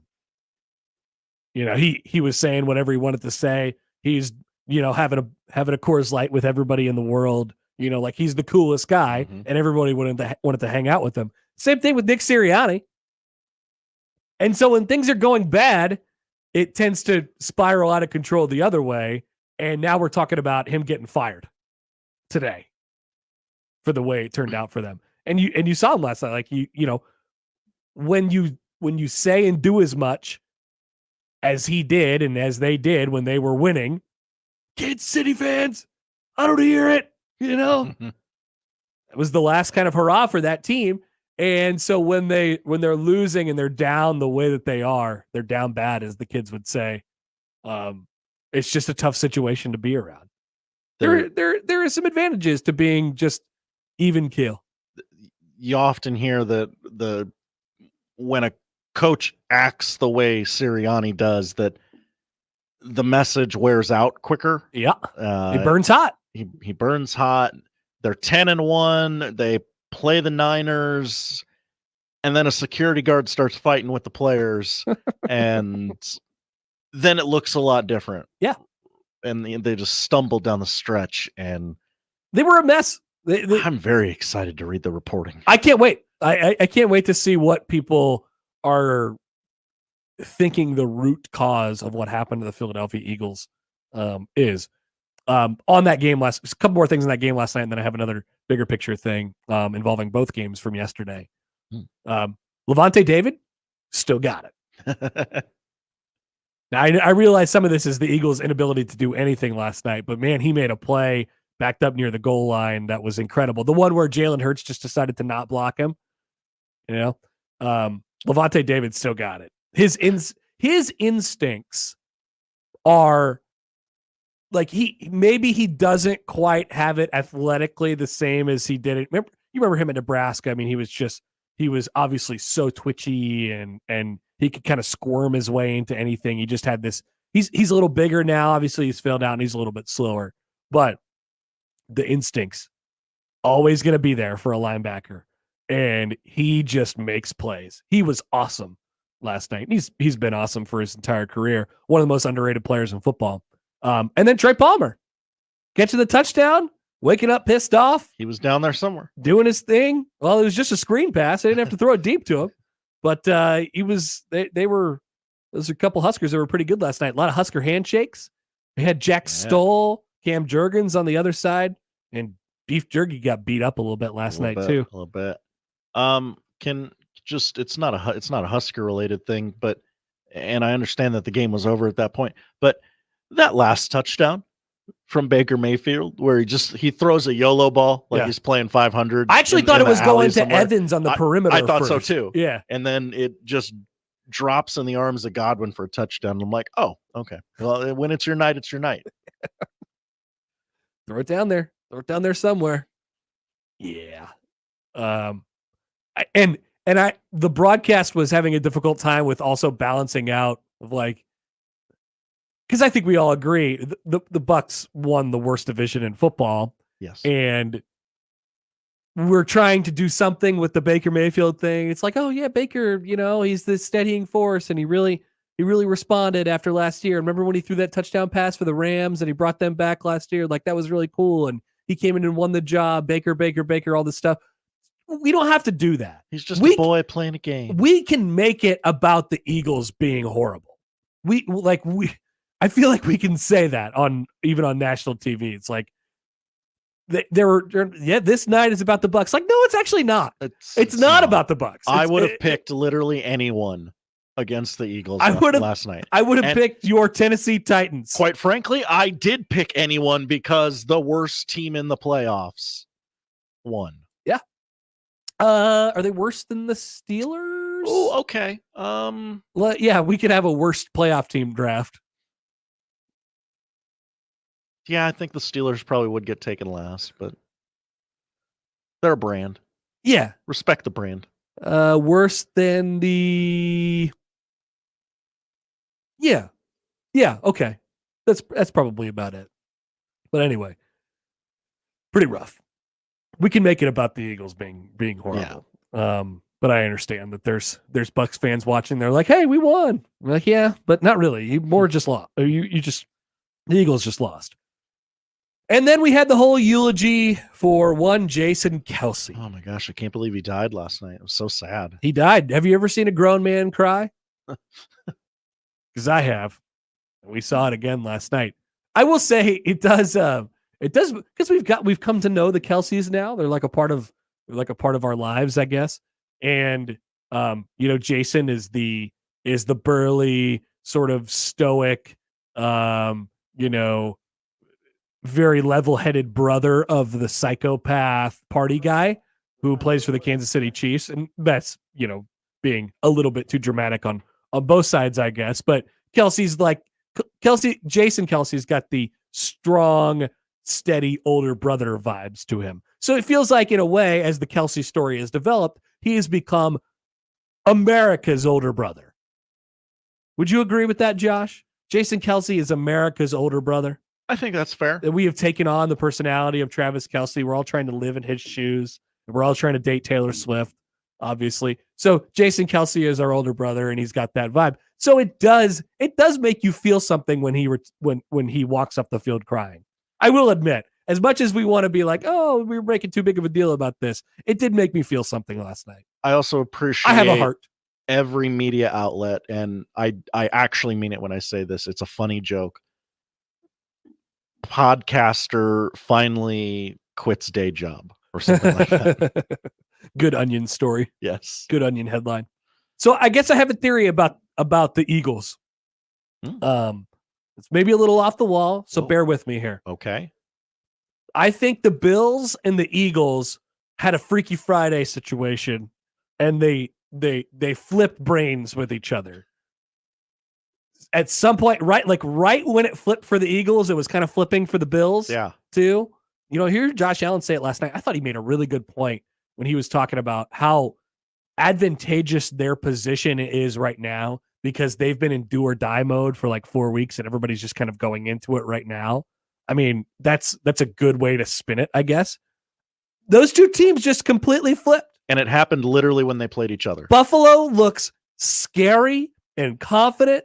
The Bills are running the ball. Josh Allen didn't throw a pick yesterday. And now we're like, whoa, what's going to happen? Are they going to win the Super Bowl? Are they going to go to the Super Bowl now? I truly believe this. They're really, really good. They got to deal with the Chiefs, as Mitch Holthus would say. And it all does set up for them. But I do have this internal monologue of like, gosh, I know what I thought about them at the beginning of the year. And I was so close to be proven right. But this is a very scary football team right now. Nobody circles the wagons like the Buffalo Bills. They are the wagon. They are the wagon. They have completely flipped with the Eagles. Their brains just swapped for some reason. The Eagles were this team that was led by this kind of young psycho of a head coach. And he's like, yeah, we're going to beat everybody and we're going to tell you about it. One of those guys. And once things start going the other way, it kind of flips. And it hurt. I think it hurt me to see Josh Allen, sad Josh Allen. Well, I don't like to see Josh Allen sad. I want Josh Allen to be happy. I like Josh Allen a lot. And then they just flipped. They just turned right over. That's my theory. The Bills and the Eagles had Freaky Friday and they flipped brains with one another. And that has led to the Eagles being dead and the Bills potentially making a deep run here in the playoffs. They looked great yesterday. They looked great yesterday. They really did. Ever since the Bills fired their offensive coordinator and their coach praised Al-Qaeda, they have been on a run. That was the moment for them? That was the moment. Hey, so when they you get think to about the the Super adversity Bowl, those terrorists had to go through, Josh, they'll do the big interview with the head coach, pre-recorded before the game. What was the turning point for the Bills this season? It was really the 9/11 speech. It was really when I was outed for rooting for the terrorists, allegedly. I think that's pretty real. I think that's pretty real. So it just flipped, and there's nothing. There's no real sense that I can make of it other than it was a Freaky Friday situation and something, something beyond our recognition and our control took place, and these two teams were able to flip spirits with one another, and now the Bills are red hot at the exact right time, and the Eagles are done, and it weirdly makes sense. That's how I'm coming to grips with the Bills completely turning around their season, Josh, and me being so close to one more loss. They're toast. Yep. They lost to Denver at home on a Monday night, and everyone was like, "Whoa, what's going on?" That might have been it, and he might need some retooling in Buffalo. They're real scary, scary. And if Josh Allen isn't throwing picks, and if they're running the ball, and if you got Khalil Shakir friggin' going down to the being an inch from his butt off the ground and then somehow spinning out of that and scoring a touchdown against Minkah Fitzpatrick of all people, that's a scary team right now. They're really good. So it'll be a tall task for the Kansas City Chiefs on Sunday. I've mentioned how I think it's setting up pretty well for the Chiefs to have some more playoff success here, but that's a brick wall, I think, in Buffalo right now. Something's got to give. We live for the stars. We got Mahomes, we got Josh Allen, Jim, and we got Jim. We got Tony Romo on Sunday Night Football. Oh, this is going to be good, Jim. This is the one we've been waiting for, Jim. We should do a Jim counter. Oh, wow. Do you think that is a website that exists somewhere? The internet is endless possibilities, right? The Jim counter. Tony Romo Jim counter. Let's see if that exists. Nothing popping up immediately. This could be where we make some dough, Josh. Hop on the old URL. Save it. I am on Twitter. Tony Romo Jim counter. Many people are asking for a Jim counter. There's so many. And the gyms are multiplying, Josh. There's more gyms every week. There are? There is. Okay. The gyms keep getting there's more gyms. There's more instances of him saying Jim. He's saying Jim more. I thought like Jim Nance was cloning and repopulating the earth. No, I wouldn't put that to rest, but I mean every week he says Jim's more. That's my theory anyway. I'd like to throw that theory. I think since you love watching sports more than any other person here at 1620 The Zone, you need to go back and watch the Jim Nance, Tony Romo games. All of them. And see if it builds. I'd have to watch so many Chiefs games. It would. And it'd be so triggering because those receivers are just trash. What's Kadarius Toney doing? I don't know, Jim. And he gets so he's like Peyton Manning in the way where like he just gets so exasperated and sad when instances of bad football happen. Yeah, that I appreciate about Tony Romo because he clearly doesn't want to rip guys. He's just like, oh yeah, that's a tough one. And then he tries to like he tries to be like, oh well, I could see that. I know see what why. He's trying to do. I know what he's thinking. Let me get inside his head a little bit. It's okay, Jim or Tony.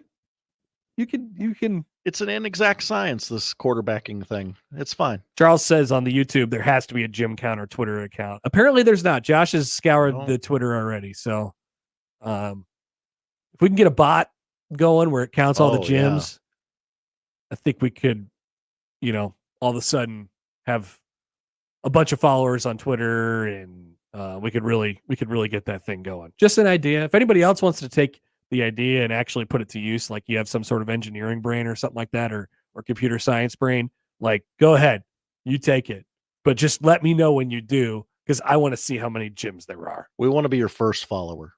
That's all. That's all we ask. Amazing Daniel writes in on the YouTube as well. Hi, Amazing Daniel. Can we start the campaign to eliminate the quarterback slide? I feel like it just creates accidental penalties. Quarterbacks get hurt more, than if they just ran through. It has been, I don't disagree with Daniel's thought there, because guys don't know what to do. We've made the targeting thing and the late hits and combine that with, roughing the passers, where we just don't know how to treat quarterbacks anymore as football players. And I'm talking about defenders. We don't know how to treat them anymore.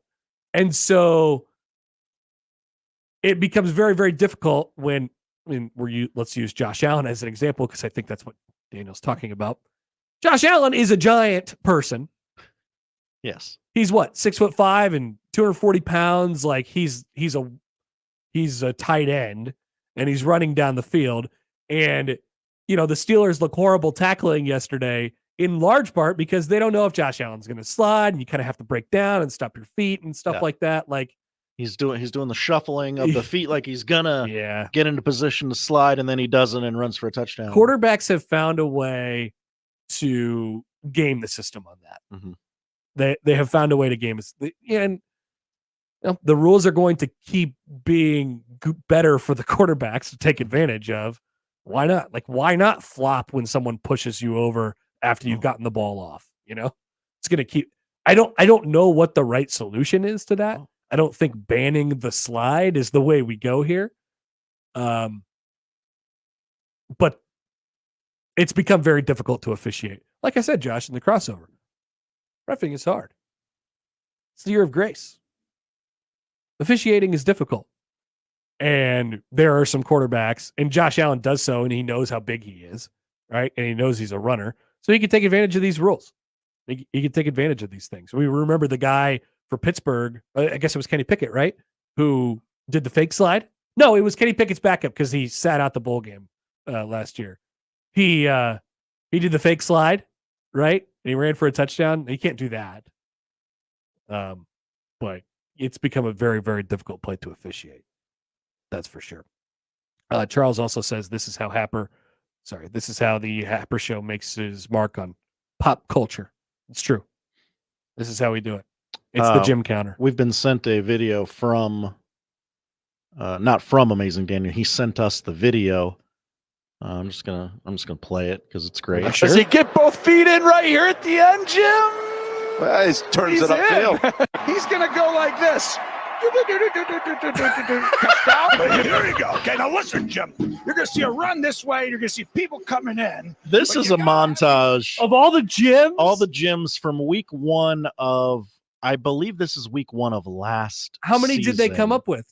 Fast forward to the end of the video. It is a 2-minute video. It does not have a number on the screen. Oh, they need the gym counter. Yeah. If we sold this YouTube creator the gym counter, then this channel would take off. Last video posted by this. It looks like he did the first 6 weeks of last season, and then it broke him. And Too many gyms. And he stopped counting. Too many gyms. Too many gyms coming this fall to Fox. Too many gyms. Daniel and Travis both saying it was actually Kenny Pickett. Thank you. Who did the fake slide. And then calling us idiots, which is not far from the truth. I contemplated. I was 50-50. Was it Kenny? Was it not? All right. We'll take a quick time out here. We have some more NFL stuff coming up during the show. Sorry, we can't answer all your questions on what to do about the quarterback slide. We'll all work on it together. But we did come up with the gym counter today. If we did one thing today. Here we are. Allan Bell's next on 1620 The Zone. The Connor Happer Show. Follow us on Twitter @Happer Show for all the latest news and views. We may even say something interesting once in a while. Unlikely. Really, guys? Live from the Host Coffee Studio, this is 1620 The Zone. Email any of our shows anytime into the Equitable Bank inbox. At Equitable, we take banking personally. For me, John at 1620thezone.com. The Equitable Bank inbox from 1620 The Zone. Want to do something nice for a veteran? Then stop by any 42 Degree location and receive an extra discount with your donation of can or box food and hygiene products for the Veterans Food Pantry of Omaha. Donate 2 cans and receive an extra 5%. 4 get you 10%. 6 or more, 15%. With multiple locations, the most knowledgeable and friendliest staff, and a drop-off point for all your food and hygiene products for the Veterans Food Pantry. 42 Degrees, the source by your mom's house. I'm Rick Betker from Omaha Car Care. We want to thank all our friends and clients who made 2023 a great year. And we hope you can help us spread joy to others. From now through January, we're hosting a boot drive for the kids of the Q school system. At this time of year, they could really use some warm boots. So if you could bring your new or gently used boots to any of our 4 locations, we'll make sure they get to kids in need. Thanks from Omaha Car Care.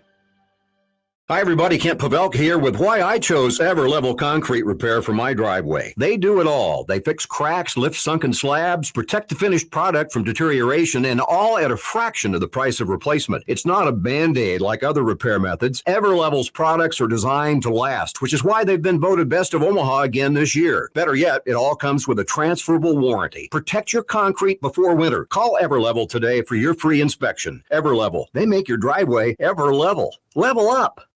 Attention, this is a special alert for all Americans who own a vehicle with less than 200,000 miles with an overpriced auto warranty or no warranty coverage at all. Due to the increase of new and used car prices, repair costs, and the price of gas, people are keeping their cars longer than ever, which is why CarShield is announcing a low-cost month-to-month vehicle protection plan to save any driver out-of-pocket expenses on covered auto repairs. Call now to find out how you can save thousands for covered auto repairs. Yes, you heard that correctly. You could save thousands on future auto repairs. Our specialists are standing by for all drivers to call for a free quick quote. Additionally, drivers who activate this vehicle protection today will also receive free roadside assistance, free towing, and car rental options at no additional cost. Call us for your free quick quote today. 800-978-5309. That's 800-978-5309. What do you have to lose? Call 800-978-5309. Again, 800-978-5309. Don't miss this week's Zone Deal. This week's half-off deal is $50 worth of vouchers to Le Voltaire French Restaurant for only $25. Le Voltaire Pepperwood Village is a locally owned, unpretentious French restaurant serving down-home cooking with an extensive wine list and great handcrafted cocktails for decades. Whether dining with friends, clients, or that special someone, Le Voltaire will make you feel right at home. Zone deals go fast. 9 a.m. Friday, 1620thezone.com. Cards issued by Sutton Bank and Celtic Bank, members FDIC. Terms and conditions apply. Are you the decision maker in your company? Consider this. For the first time in decades, there's a better option for a corporate card and spend management platform. Meet Ramp, the only corporate card and spend management system designed to help you spend less money so you can make more. Most corporate credit cards offer points as incentives, but those points amount to less than their worth in real cash value. Ramp's corporate cards offer you cash back, real money in your pocket. Plus, you control who spends what with each vendor. And Ramp software collects and verifies receipts automatically, which means you'll stop wasteful spending and close your books in hours instead of days. Businesses that use Ramp add up to 5% to their bottom line the first year. If you're a decision maker, adding Ramp could be one of the best decisions you've ever made. And now get $250 when you join Ramp. Just go to ramp.com/sports. Ramp.com/sports. ramp.com/sports. Here comes the money. Here we go. Money talk. Here comes the money. Allan Bell, the AB3, on the Connor Happer Show on 1620 The Zone. Oh, thank you, big voice guy. Thank you, Cutler, for bringing in the AB3. That sounded good. Nothing but the best for AB. Allan Bell joins us now on the 42 Degrees of Source hotline. Allan, good morning. Good morning. Look at big voice guy coming through. That was solid. Pretty good. Josh did it, and he's right on it. Just bang. It only took record time, like a month. Yeah, it only took 3 weeks, I think. Oh wow, which is pretty good. Okay, we had a weekend in the NFL. Let me offer you my theory that I just offered to our listeners. I think the Bills and the Eagles had a Freaky Friday deal where they just flipped brains with each other, and one became this like confident, really, really scary team, and the other just completely fell off the face of the earth, and it happened kind of at the same time. Yeah, you're not wrong. The Eagles, they have institutional problems, like literally, right? Like I think so. I don't know what it is, but I think so. I'll tell you what it is. All right, this probably isn't 100%, but I've got a pretty good idea of what the problem is. All right. So when Nick Sirianni was first hired, you remember that first press conference that he had? It was a mess. Yeah. Like, it was really bad. I don't know if he was ready for that job. Now, they got good, all right? Shane Steichen started calling plays, all right? Because it didn't start great, but then Steichen started leveling this thing out. Offense looked phenomenal. He's gone, and all hell is broken loose. A.J. Brown called a players-only meeting 3 weeks ago, and said we need to trust the coaches again. I think that the players are out on Nick Sirianni. Yeah. And they also lost Jonathan Gannon, too. The other, the defensive coordinator who went to the Cardinals. 100%. And that's the problem, is that the players are always going to win that battle, right? Like, I don't think that Nick Sirianni is safe, because I think that there are too many good options of coaches. Like, Mike Vrabel could come in there right now and stabilize this thing. Now, he's not the best hirer of offensive coaches, I can tell you that. But just leveling the locker room, I think that the Eagles, the more that they sit and think on it, I think they're going to have to make a move. No, and the Bills, you're right. Like, they look like the Bills who we thought that, the Bills could be. And I love it because that team's really fun, It feels back to the Eagles a little bit overkill to be like, okay, they went to the Super Bowl last year and they were the best team in the NFL for the first, 3 months of the 2.5 months of the season this year. And now we're going to fire the guy. But I actually don't disagree with you. Like, it doesn't feel that big of an overreaction. Yeah. Like, that's the thing, because it's like, look, once, like, it's like anything, man. Like, once that trust, like, once that relationship fractures, it's almost impossible to put it back together. Yeah, you could have good stretches. It's like dating or being married or whatever, right? Like, if it's just toxic and bad, it's going to come out. It's going to come back at some point. Yeah. Right? Yeah, like, you can mask it. You can, hey, we go on, date nights twice a week now. Yeah, that's great for the first couple times, but it's coming back. You know what I mean? And think about that organization, too. There's a guy with a statue out front of it in Doug Peterson, and they fired him. Yep. Right? So, I don't know, man. It's wild. Hey, if you're Jim Harbaugh, what job are you most interested in? Like, what do you think? Actually, let's put it this way. What's the best fit for Jim Harbaugh going into next year? Ooh, all right. Well, if Philly's open, that one, because you've got all the pieces that you need, right? I'm fascinated with that. Because he talked to the Chargers yesterday, and that's the one that's always been kind of, rumored the most. That seems like the easy answer, but you know what? Like, I don't know. I mean, yeah, you've got a quarterback, and you've got pieces. I mean, that's probably the answer, because you've got pieces to work with, right? You've got the hardest one down in the quarterback, and it's West Coast. He's used to it. I think that would probably be the easiest, like, fit for him. I'm going to say this. Atlanta could weirdly be a decent job. You've got an owner in Arthur Blank who leaves you alone. He's not meddling in. Nice guy, right? You've got a young GM that's going to want to work with you. You know what I mean? Like, and you've got a couple pieces. You got work to do, but you're also in a division that's winnable too. You know what I mean? So I guess Chargers is the answer, but I don't know, man. It's fascinating. Atlanta I really thought the Bills, if they would have fired McDermott, Yeah. Harbaugh in Buffalo would have been phenomenal, man. If that would have gone the other way last night, there's a legit possibility that we're talking about that one today too, which would have thrown a whole nother wrench into this. The other one with Atlanta is Belichick, which is, I mean, there's the Dallas stuff is there too.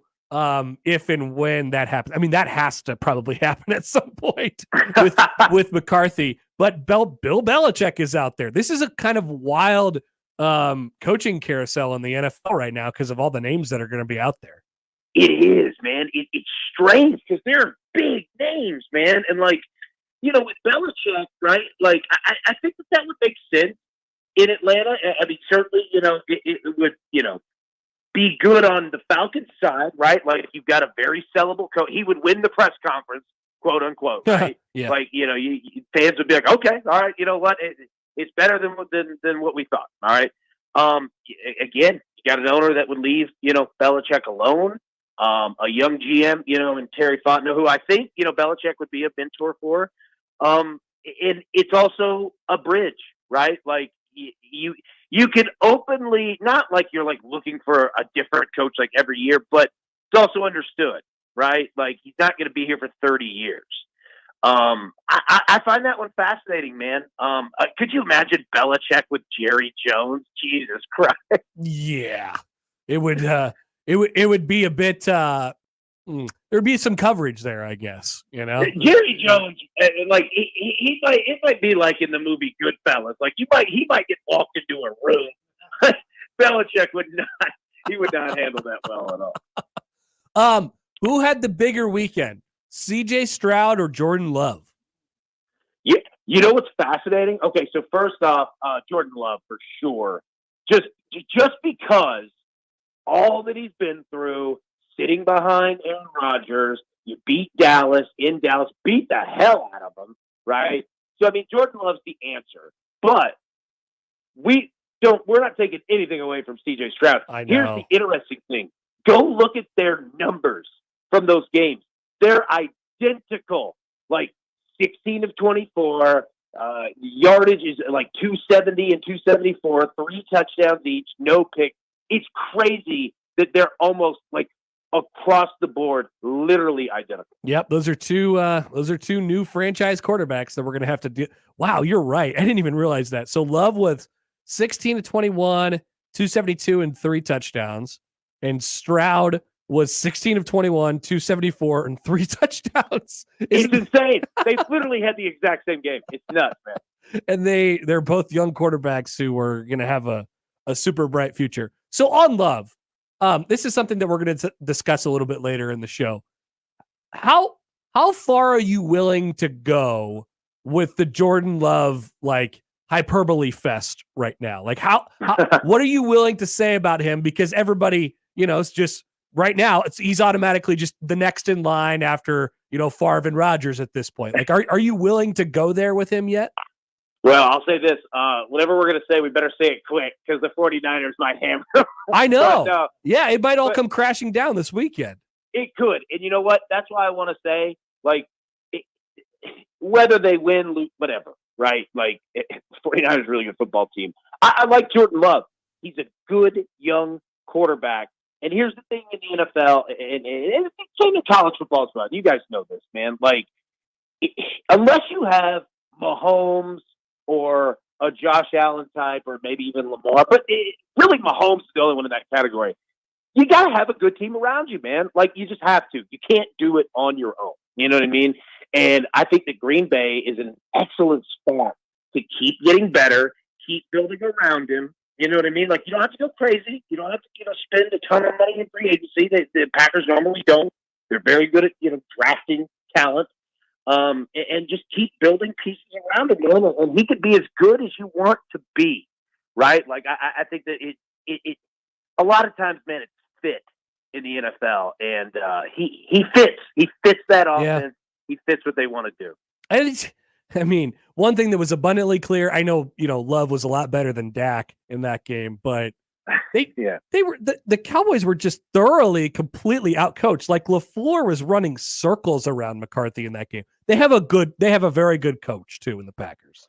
Oh, absolutely, man. Look, Matt LaFleur was the OC here, in Nashville when Mike Vrabel, first started, and he's really good, man. He's smart.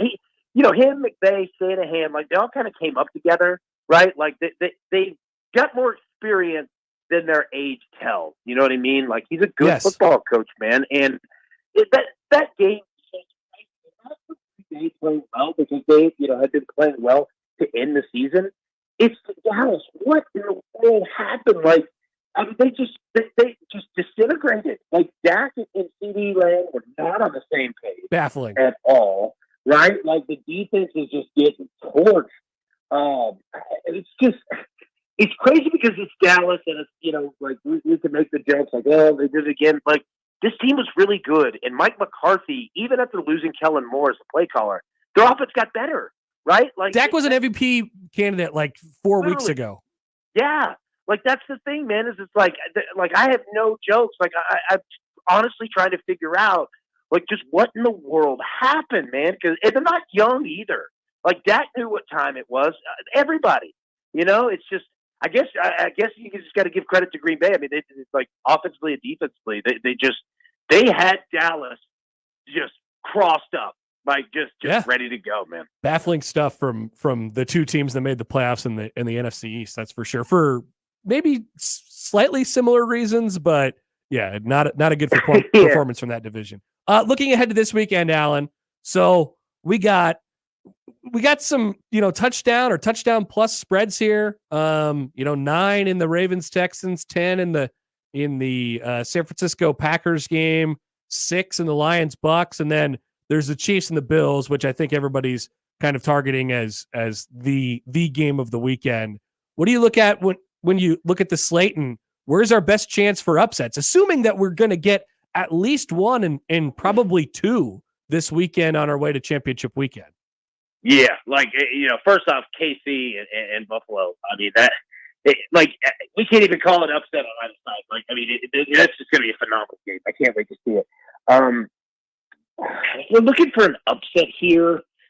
I think that the Texans could provide it a little bit.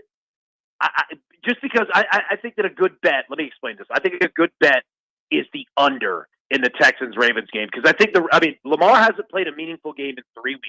The Ravens really haven't as a team, right? But they're better than Houston. But I think that they're going to really just control the ball, control the clock, just win the game and get the hell out of there, right? Like, we don't have to blow anybody out. Let's just not screw this up. Yeah. Right? So I think that anytime you have, probably a more lower scoring game, you have that opportunity. But, I don't believe in the Bucks over the Lions, only because this is nothing against the Bucks. They played a hell of a game last night. I think the Lions had their scare against the Rams. Everyone knew that was the dangerous team coming in. We saw the final score, right? Like, it was a hell of a game. Now the Lions, I bet they have a phenomenal week of practice, because you can exhale and say, okay, all right, we got that out of the way. Let's go. And now the Bucks, who were playing with house money, last night, because they've had a better season than anybody thought that they would. Now you actually feel a little pressure because you do have something to play for. So I think that the Lions, they handle their business. So I guess, my answer would be the Texans. I don't think that Green Bay's beating San Francisco. Yeah, I do not believe in that one at all. I would say Houston there. Before we let you go, Allan, is any of this cold that we're getting up here reaching you guys in Nashville, or what's the situation? God. We've gotten a foot of snow, and let me say this: Nashville's not built for snow at all. There are wrecked cars in ditches on every road. People have abandoned them. It's almost apocalypse now out here. So yeah, and when I say a foot, I mean 4 inches of snow. So yeah, we're all the words that you're thinking of. Yeah, that's absolutely us. It's chaos down here. Absolutely. Okay, yeah, it's really, really, and we're used to it. We're getting snow every year, but we've combined all this snow in the last week with horrible cold. It hasn't been above zero. I think it just went within the last 2 hours, Allan. It went above zero for the first time in 4 days or something like that. My God. Yeah, it's pretty amazing. If that happened here, I'm telling you, it would be a national crisis. We'd have to bring in the National Guard. Somehow we're surviving up here. Yeah, you guys are a little tougher than us. We're built different, I guess. All right, AB. Appreciate it as always. Enjoy the football this weekend. Good to talk, and we'll talk to you soon. Hey, look forward to it, brother. Y'all be good. Allan Bell. Check out the AB3.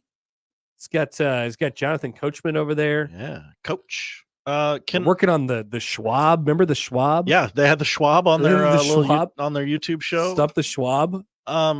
I know we want to get to some breaking Husker news, but can I just... We have breaking Husker news? We do. Can I just be self-indulgent for like 2 minutes? Oh, we do have breaking Husker news. Hello. And I know, and just every day I'm tasked with a decision on this show. What? Do I give a intelligent sports take or do I go for the joke? And most of the time I go for the joke. Josh, I will allow you the opportunity. I'll afford you the opportunity to do both. Do a take and then make the joke, or do a take and then just end it and then do the joke. Because last segment when we were talking about the Eagles, I was going to bring up literally word for word what Allan Bell said. Remember that first press conference where he was acting like a weirdo and everybody thought he yeah. And then even before that, when he interviewed and he just kind of showed up, like he was on the beach on vacation with his family and he showed up in beachwear and he's just like, heard you guys were taking interviews. And they were like, hey, hire this guy. I like his gumption. And now Allan Bell has stuck his flag in that take. And now it just looks like I'm copying him. Should have said it, Josh. Yep. Regrets. So just remember, that's a good lesson. When you're on the radio and something comes to your mind, just say it. Just say it. Nothing could ever go wrong because of that. We do have breaking Husker news. Should we hit the sounder? So let's push the odd news a little bit further down the line. Okay. We will adjust never get that. to it again. We may not ever get to it.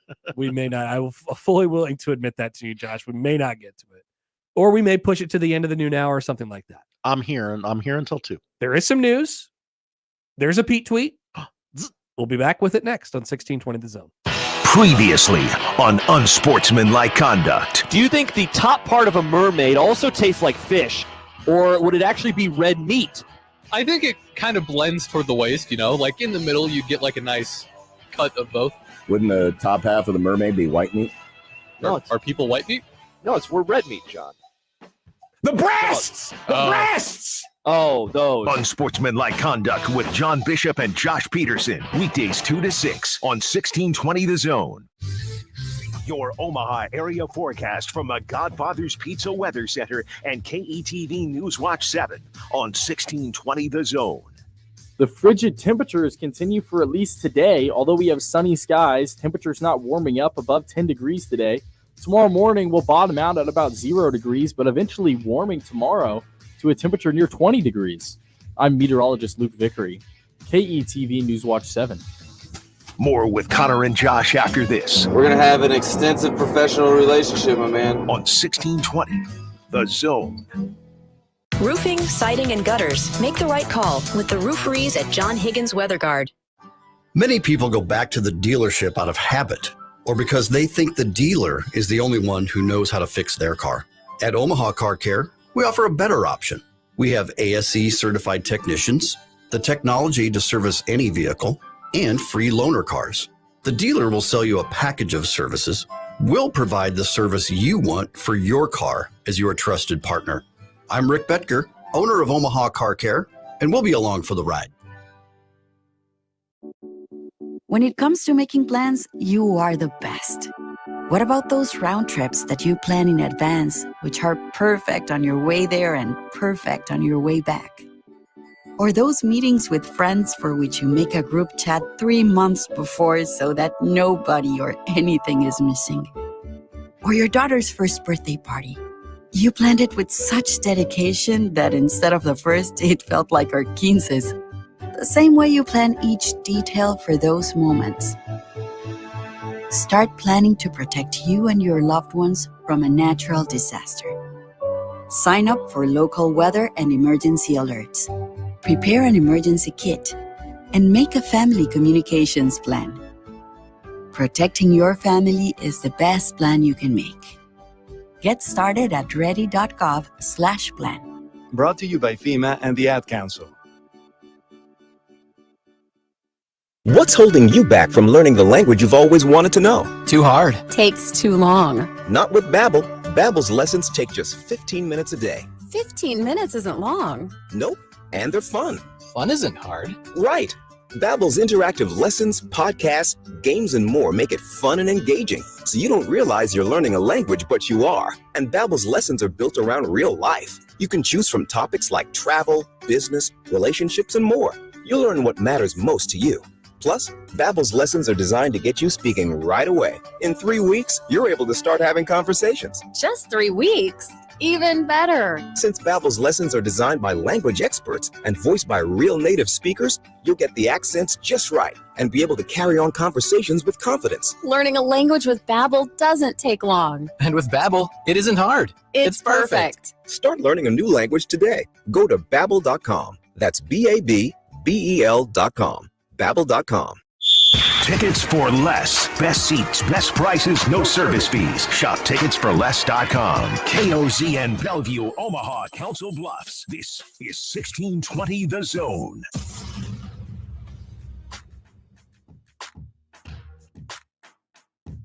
Welcome back. More of the Connor Happer Show. You're on 1620 The Zone and on 1620thezone.com. Yesterday, I asked Sam McEwen of the Omaha World Herald, I said, Sam, is this the week that we maybe find out about some coaching changes that are going to be happening on Nebraska's staff that have been alluded to for a very long time? And I don't think ever gone, the names have been thrown out there, right? There was that week where we all got obsessed with Dylan Raiola or Patrick Mahomes' quarterback coach or whatever it was. And I said, maybe not. Nebraska, according to reports, this one from Mitch Sherman, is hiring Glenn Thomas from the Pittsburgh Steelers to coach quarterbacks. Thomas coached with Matt Rule at Baylor and Temple and coordinated the offense at Arizona State in 2022. Marcus Satterfield will remain Nebraska's offensive coordinator and also move to tight ends coach. He will coach tight ends as well. This is the split that we have been, thinking about, I think, for a long time. How does Nebraska best utilize their situation and the situation that they put Dylan Raiola in when he gets to campus? Having a dedicated quarterback coach on staff is where they have decided to go. Marcus Satterfield will remain the offensive coordinator from the perspective of he's going to call plays and it's going to be his offense. He will also coach the tight ends. And then Nebraska will have a quarterbacks coach coming over from the Steelers and Glenn Thomas. Hilariously, I went to the Steelers website just to bring up his bio, just to see what it said about him. Would you like me to read it? I would love that. It's kind of funny. Okay. Glenn Thomas is in his first season as the Steelers offensive assistant coach in 2023. He's just an offensive assistant.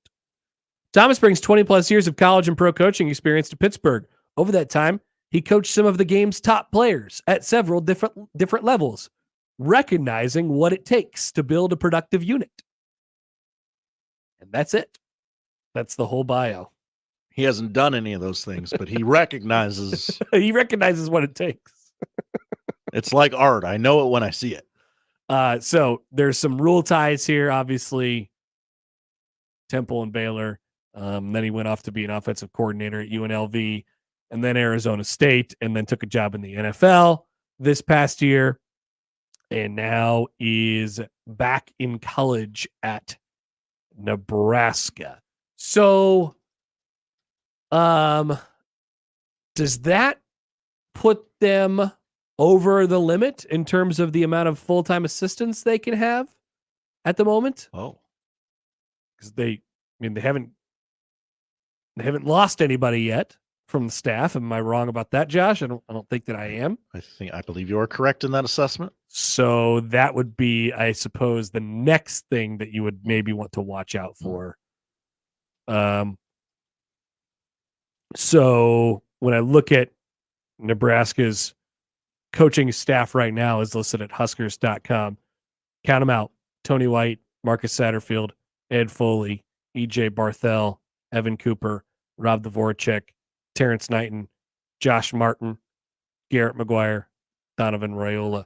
So what would happen is, in this situation, is Josh Martin, who was coaching tight ends last year, would likely go back to being a not full-time assistant if he wanted to stay around or whatever it is. He gets elevated for the 1 year in the absence of the guy, Bob Wager.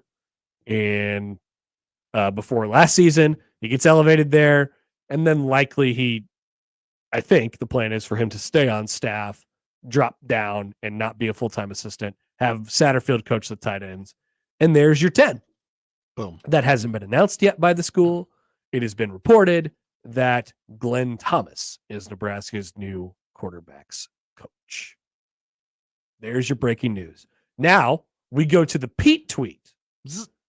Pete tweet says this: Nebraska is hiring Glenn Thomas as the school's new quarterbacks coach. OC Scott Satterfield will remain in that role, but now coach tight ends.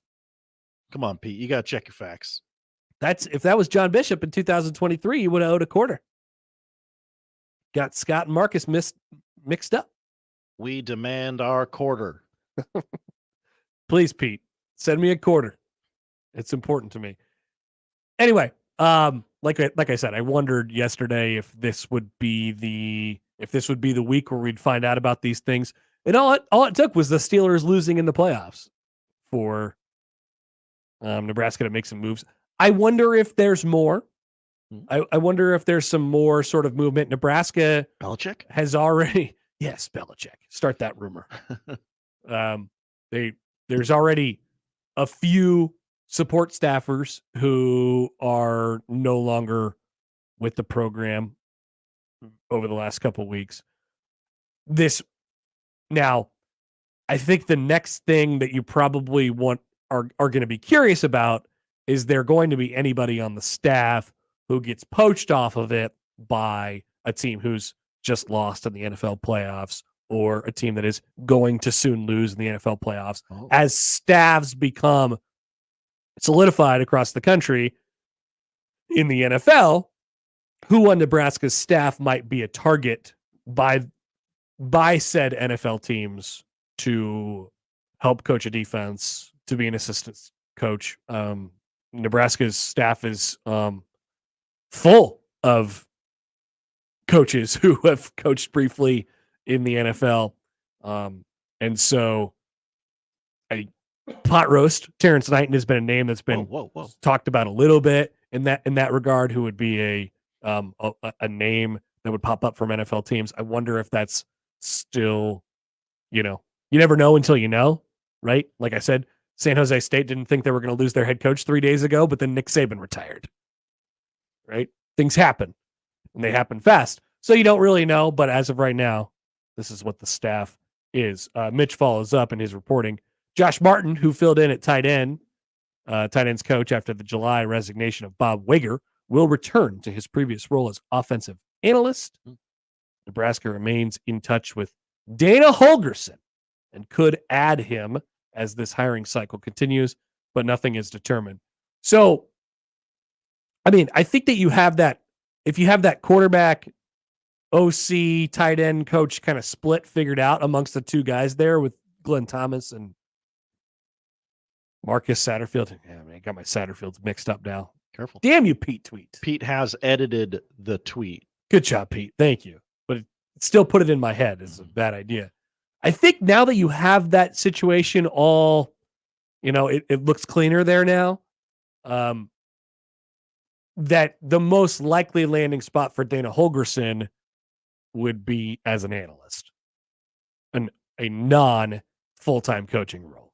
I know people were willing to dream, thinking about dreaming with Dana Holgorsen as Nebraska's offensive coordinator next year. We talked to people throughout, variously over the last 2 weeks since the name Dana Holgorsen has popped up, and there was, I think, mixed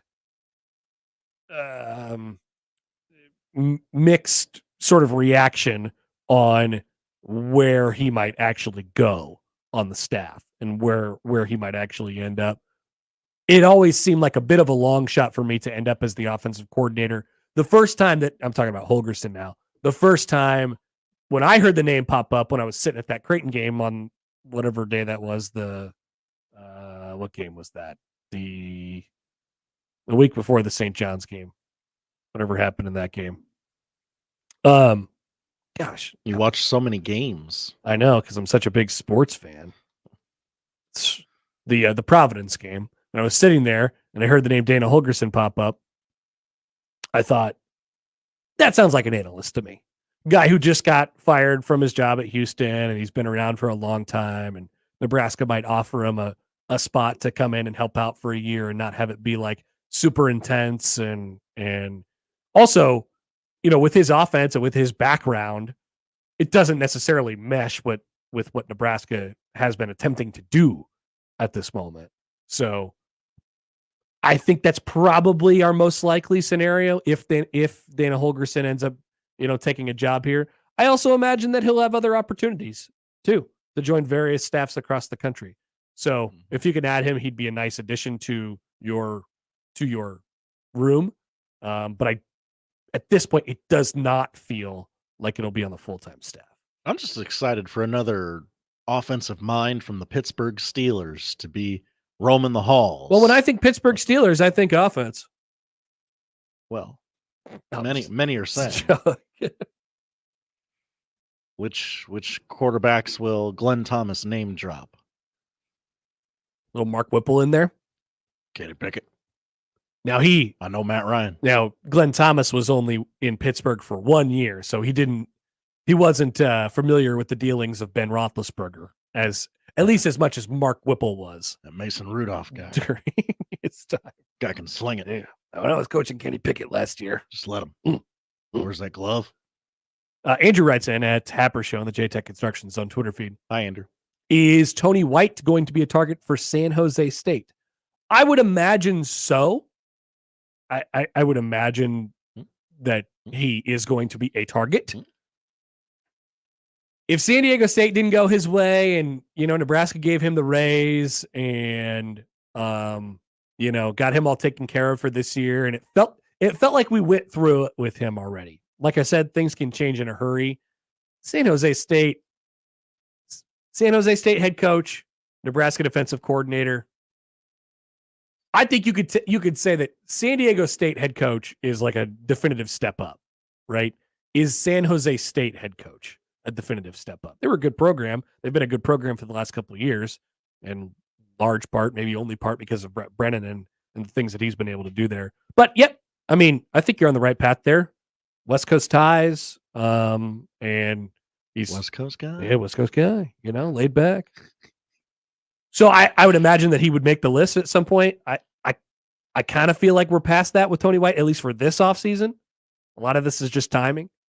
I am on the San Jose State Spartans. I'm on the board. Oh, are you checking the hot boards? Trying to navigate a message board like it's 1998. What are you looking at? I see a lot of people saying, this OC at UNLV. Oh, seems like a guy. Okay. West Coast guy. West Coast guy. West Coast guy hires West Coast guy. Doesn't want to work very much. John emails in on the Equitable Bank inbox. Hi, John. So after Satterfield sucks at calling plays again next year, then can we fire him? Maybe. Look, they have shown Rule, with what they have shown, my reaction is to trust Matt Rule in this. I don't think that Marcus Satterfield is blameless for what happened with the offense last year and calling plays and situational stuff. I think they can patch up a lot of the situational stuff. And I think there's some of that you're just going to have to live with because it's in the nature of the head coach at this point. But I do think about the personnel last year, and I think about how difficult it must have been to figure out some things and scheme some things up that work for the players that you had, and specifically the quarterbacks that you had. And it is the year of grace, Josh. Oh, yes. And so I'm a little bit of, I'm a little bit lenient in that regard. But like I said, they've shown that they're not afraid to make moves if they feel like they need to make moves. So, if it comes to that, I have little doubt that they'll do that and they'll make that move if they feel like they need to make that move. I don't feel like Matt Rule is in this place where he's like, oh, well, he hitched his wagon to Marcus Satterfield and now he can't get rid of him and he can't let him go. I don't think we're there yet. I don't think we're there. Maybe we can have that discussion if it goes horribly this year, but I don't think we're in that position yet. We need to squeeze in a break here. We'll take a quick timeout. Let's get back on the other side. We'll take your phone calls, 402-951-1620. The news is that Nebraska has a new member of its staff It's Glenn Thomas. We could talk about that and a variety of other things. The Connor Happer Show on 1620 The Zone. Big names, big games. We've got them all. 1620 The Zone. And Doug. With Liberty Mutual, you can customize and save hundreds on your car insurance.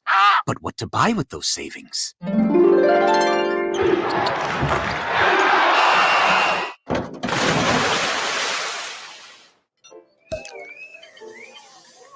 Yep, I bought a sound effects machine. Only pay for what you need at libertymutual.com. Savings may vary. Underwritten by Liberty Mutual Insurance Company and affiliates. Excludes Massachusetts. Liberty, liberty, liberty, liberty.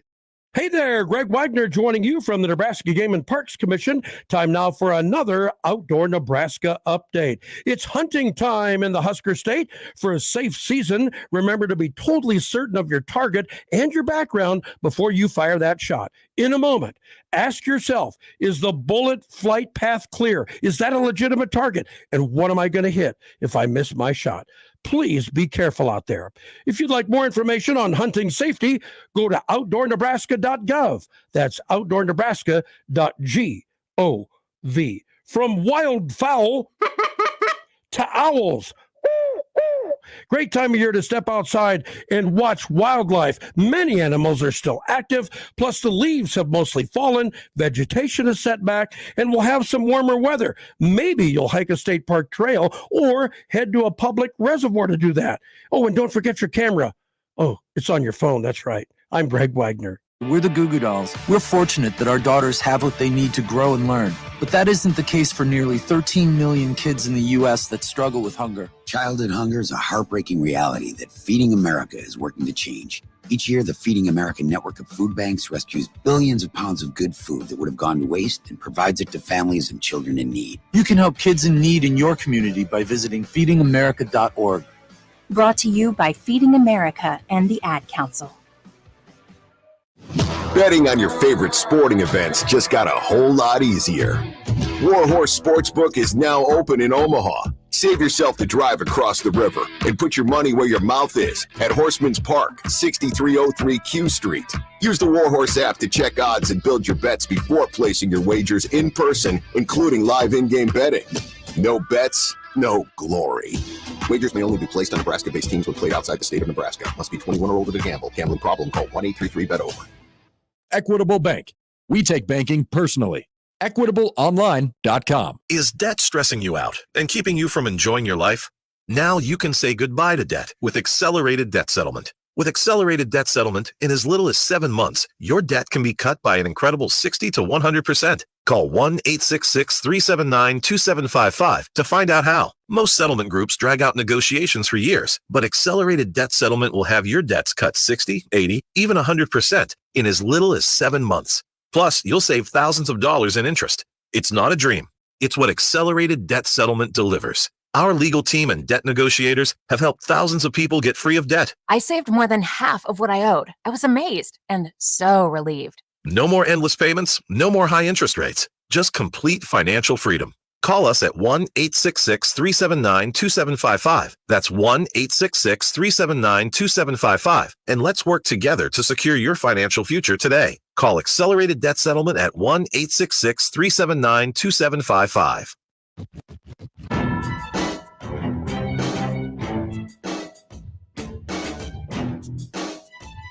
Welcome back. We're with the Connor Happer Show here on 1620 The Zone and on 1620thezone.com. I think this is the first time we're reminding you of it, so we're not really reminding you of it, but I guess an announcement for you. An announcement? Us, the Connor Happer Show, and Unsportsmanlike Conduct, this show that follows us, will be on the road for our annual Pink Out broadcast. I believe it's the 5th annual Pink Out broadcast from what I saw before. Live at the American Cancer Society's Hope Lodge next Friday, the 26th from 10 to 6. That's during both of our shows. Stop by, please donate paper towels, Kleenex, gift cards, or cash to benefit the patients staying at the Hope Lodge, which helps cancer patients' families during their treatment. Get all the info, including ways to donate online on our website, 1620thezone.com. We're happy to be there and support that again. I will hopefully not have COVID this year during it. Yeah. Take care of yourself. I will actually be there this year. So that's the positive part about that. To the phones on the 42 Degrees of Source hotline, it's Random Mike. Hi, Mike. That is a wonderful thing you guys are doing. Yeah, we're happy to help. I just got done playing tennis with pink balls, which actually are a contribution to the cancer fight. Oh, nice. They're a lot more expensive, but pink balls, I think they ought to take over because they're a lot easier to see. Are they easier than the green tennis balls? Yeah, tennis balls used to be all white. Really? Before your time, yeah. And then the green ones, or they call them optic yellow or whatever, took over because they were easier to see in a lot of situations. But indoors, there's a big lot of green background, and the pink are easier to see. Huh. Who knew? They haven't taken them out yet. But hey, good news for you. Assuming you do the women's basketball games next year, which you will be, right? That's the plan. Okay. I never know. I keep going until they tell me to stop. Yeah, and I understand your caution about saying, hey, we're Nebraska, not Iowa, even though it's been very popular. You never know how they're going to react to it. But hey, next year, you're going to have a 5-star player to watch all the time. Yeah. Brett Prince. Pretty exciting. She is fantastic. Yeah, and we're going to have 3 5-stars on campus at the same time. Has that ever happened before? 3 5-stars. Okay, count them off. Dylan Raiola, Britt Prince, and who am I missing? Softball pitcher. Aha, Jordy Ball. Yes, of course. That ever happened before? That's pretty good. I don't know that's ever happened before. What a special time. And it's softball, probably above all other sports, because I remember when Kat Osterman pitched for Texas one year, she was hurt, and they went from the top of the league to the middle. I mean, softball pitcher, would you agree, makes changes the team more than just about any position in any sport. There's a reason why Nebraska softball is getting some early, they should probably end up in the College World Series buzz right now, and they were like a borderline top 25 team last year. Right, and they're going to add stands, I believe. Have you heard anything about that? Yeah, they're looking into it still. I think I did their I PA'd their fall scrimmage against Creighton, and they hadn't done anything over there yet, but there's still time, I guess. Hey, if let's say Rule does better this year, we make a bowl game. Things are looking better. Raiola's looking good, and there's a change at Penn State, and he takes the job. How would you feel about Tony White being our next coach? I don't know. It's kind of situational. As of right now, I guess I would feel okay about that. But I also think that there would be other options out there for Nebraska to coaches who would want to take the job, who have a little bit more big time head coaching experience than him. I wouldn't be that mad about it though. Josh, do you have any opinion on that? Josh, you like Tony White? Big shoes. Big shoes. Okay. Josh doesn't have an opinion. He just said big shoes. How do you feel about our new quarterback coach? Quarterback coach. I'm glad they have a quarterback coach. The apparatus around the offense seems to be a little bit more in order at the moment. Yeah. Was he the quarterback coach at Pittsburgh? He was. He was an offensive assistant. So he was just. Yeah. No, he was not. Okay, you're going to love it next year with Brett Prince. I mean, she is big time. I'm excited about that. They should be pretty good. And then with Widener coming back and Markowski, hey, looking bright. Take care, bud. Thank you, Mike. Appreciate it. All right, pink tennis balls. Brett Prince, quarterbacks coach, and Matt Rule going to Penn State. Love it. We checked some boxes there. Something I want to talk about a little bit later. Maybe we can take a break, I guess, and get to it. By the way, Aaron writes in a good note on the 5-stars. We have 4 or 5 stars in the volleyball team, alone. That's true. It's almost like we just count them as separate. It's they're kind of doing their own thing over there. It's like Ohio State football in the Big Ten. It's they're not really in the Big Ten. They have to play teams in the Big Ten. Nebraska volleyball wears the N, but it's a different. They're operating a totally different deal over there. Is that a fair comparison? People forget about the volleyball team. People forget about the volleyball team. Mason Daniel writes in. Hi, Daniel. Kind of with him here. If Rule succeeds and leaves, and I guess if he succeeds too, our hiring options will be much better than a coordinator. Yeah, I tend to agree with that. It would be a relatively well sought after job. Who knows what Tony White's like at the time? I mean, if you're in the place where it's like it's going well and you want to just keep things going, then maybe. If this is happening next year, then probably not. But I do want to talk about that, the idea of coaches leaving places, and we might need a timeout and come back and sort of refresh it on the other side here. But it's already something I had sort of planned out for the show today, and we could use Rule as an example. What would your kind of reaction be if what happened to Arizona yesterday happened to Nebraska? What happened to Arizona over the last 48 hours stinks. It's really no fault of their own. And so I think a lot of it is a question about where Nebraska stands as a job, where Nebraska stands in the college football landscape. How much can would Nebraska be better positioned to fight for their coach and to offer up money to their coach, and ultimately, is it as good of a job as Penn State? Maybe. Does it have as much personal pull for the head coach as Penn State does, and especially as an opportunity for him to work with Pat Kraft? I don't know. It's a possibility. It's a possibility that I'm not really worried about right now, but it definitely it definitely comes to your brain when you start thinking about coaches leaving places and how these schools have been sort of decimated by the fallout of Nick Saban retiring. It's created a really interesting situation for like 4 other schools around the country. So let's just sit on that and talk about it next. We could also talk about it as it pertains to the transfer portal as well. Don't forget, Jacob Bigelow is going to join us in the 1 o'clock hour. We will talk hoops with him. Still plenty to come on a Tuesday edition of the Connor Happer Show on 1620 The Zone. Live from the Host Coffee Studio, this is 1620 The Zone. If you're hiring, it can feel like you're trying to find a needle in a haystack. You can hope the right person comes along, or you can just use ZipRecruiter. And now you can try it for free at ZipRecruiter.com/radio. In fact, ZipRecruiter has helped a lot of business owners find their needle in a haystack, like Marco, president of operations at Telly Tires and Auto Centers. Because Telly Tires has grown a lot in the last few years, Marco needed to hire everyone from a receptionist to a store manager to a head mechanic.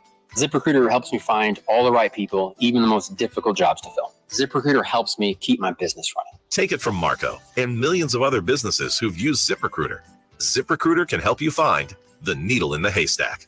See why 4 out of 5 employers who post a job on ZipRecruiter get a quality candidate within the first day. And right now, you can try ZipRecruiter for free. That's right, free at ZipRecruiter.com/radio. That's ZipRecruiter.com/RADIO. ZipRecruiter.com/radio. ZipRecruiter, the smartest way to hire. Hey folks, Kent Pavelka again to tell you about your local concrete experts at Everlevel Concrete Repair. Now, if you have cracked, uneven concrete, Everlevel can fix it at a fraction of the cost compared to replacement. This is no Band-Aid. Their products are built to last. It gives your concrete the durable protection it needs, and there's still time. I chose Everlevel for my driveway, and I've got peace of mind with their long-term transferable warranty. Everlevel's products and customer service are top-notch, and that's why they've been voted Best of Omaha again this year. Say it with me. Everlevel, Everlevel, Everlevel. At Progressive, we love sports and saving you money, so we bundled them together. It's 40 love here in the third set. And there's the bell. She's coming off the bench hot, looking for a quick knockdown. But wait, she's driving to the hoop. Oh, down goes the champ. Now that's another double fault. She'll be shooting too. The serve is up. And here comes the left hook. She's bundled her home and auto insurance with Progressive. Swish, Ace, Savings, TKO. Progressive Casualty Insurance Company, affiliates, and other insurers. Not available in all states or situations. The Zone Hotline is powered by 42 Degrees, The Source, by your mom's house. Listen to the Woodhouse Auto Family Blue Jays shoot-around and overtime shows, the Creighton men's basketball pregame and postgame shows on 1620 The Zone. The Woodhouse Auto Family Blue Jays shoot-around and overtime shows are also presented by Union Bank and Trust. Hear the breakdown and coverage about your top-ranked Creighton men's basketball team before and after each game, exclusively on your home for the Creighton Blue Jays. 1620 The Zone, the 1620 The Zone mobile app, and 1620thezone.com. Tell us how you feel on the J-Tech Construction and Solar Zone Twitter feed. Reach Gary, Nick, Connor, Josh, and John anytime on the J-Tech Construction and Solar Zone Twitter feed. Contact the official exterior and solar experts of the Huskers. J-Tech Construction at yourexteriorexperts.com. What's holding you back from learning the language you've always wanted to know? Too hard. Takes too long. Not with Babbel. Babbel's lessons take just 15 minutes a day. 15 minutes isn't long. Nope. And they're fun. Fun isn't hard. Right. Babbel's interactive lessons, podcasts, games, and more make it fun and engaging, so you don't realize you're learning a language, but you are. And Babbel's lessons are built around real life. You can choose from topics like travel, business, relationships, and more. You'll learn what matters most to you. Plus, Babbel's lessons are designed to get you speaking right away. In 3 weeks, you're able to start having conversations. Just 3 weeks? Even better. Since Babbel's lessons are designed by language experts and voiced by real native speakers, you'll get the accents just right and be able to carry on conversations with confidence. Learning a language with Babbel doesn't take long. And with Babbel, it isn't hard. It's perfect. Start learning a new language today. Go to Babbel.com. That's Babbel.com. Babbel.com.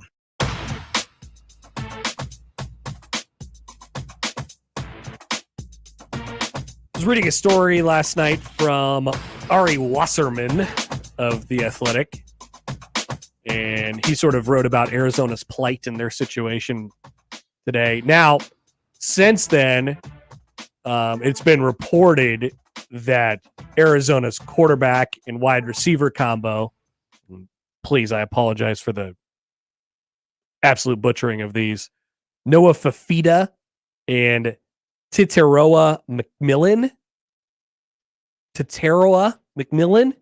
quarterback wide receiver combo. Those are the two that stupid Twitter account speculated a couple weeks. They could make a lot of money in the portal. Remember that when that happened, Josh?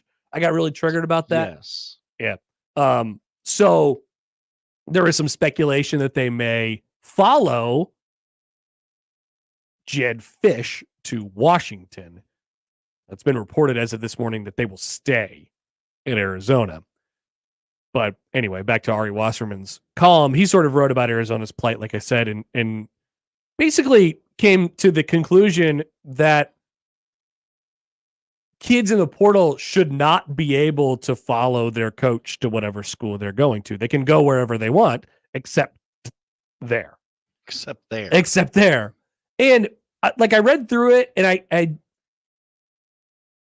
couldn't come up with a reason to be like, yeah, I agree with this, other than it would just have been me sitting there as like, yes, we're putting guardrails in the transfer portal finally. You tell him, Ari. I don't know what to do. I don't know what to do about the transfer portal piece of it. It's really hard. And what happened to Arizona over the last 2 days, and now what's happening to San Jose State, I got to be honest, like, it just sucks. It's a dog-eat-dog world. And we can say that because, as in Nebraska, I think they're currently in the advantageous position where they have some momentum as a program, and their coach is not currently a candidate for any other job at the moment.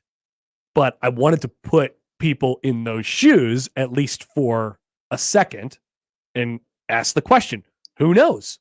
Nebraska could be one of those programs one day. And so I wanted to ask you guys, and it's hard to do this because it's completely hypothetical, and we will think about it certainly differently at the time, and context and timing is everything. But, how would you react if Nebraska is coming off of, let's just use Arizona as an example. Arizona won 10 games this year, right? Real close, if not. I believe Arizona, yeah, they went 10-3. And they won their bowl game. And they won their bowl game against Oklahoma in the Alma Bowl. They had a wildly successful season. Good vibes everywhere. They got a quarterback wide receiver combo that they could put up against anybody in the country and say, man, these guys are really good. They're going to a new conference next year. The vibes are awesome in Arizona.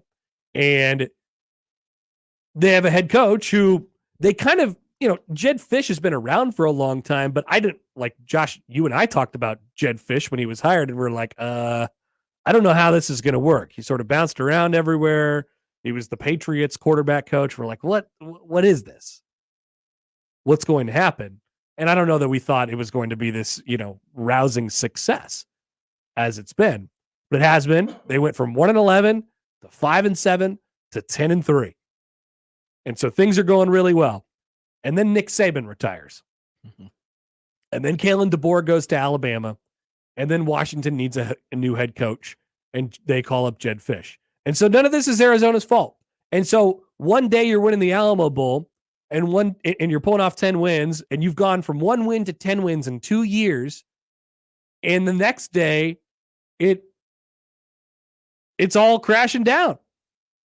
I think Brett Brennan will have success at Arizona because I think Brett Brennan's a really good coach. That was the reported hire as of this morning for them. But it changes in a flash. It changes in the blink of an eye. And it's not only that in 2024 that you have to worry about 2023, 2022 as well. It's not only the head coach leaving that you have to worry about, which has always been a problem for these types of programs, but it's also now your players. And where might your players go? The portal is wide open for 30 days. I saw a hilarious tweet from one of the Alabama fan sites over the weekend that was basically just realizing that the portal existed. Like the leaving portal existed, which was amazing. They were like, we have to do something about this portal. Alabama players are open season for everybody else in the country for 30 days. How could this happen? And we're like, welcome to reality. Nick Saban is gone. The barrier is gone. Yes, Alabama is just like every other program now. They have to play by the same rules as everybody else. You had the barrier, the protection of Nick Saban for as long as the transfer portal existed. And now you're going to have teams coming in and poaching players off your roster. That's how this works. This is life. Front Office Sports literally just posted the dominoes from Nick Saban retiring.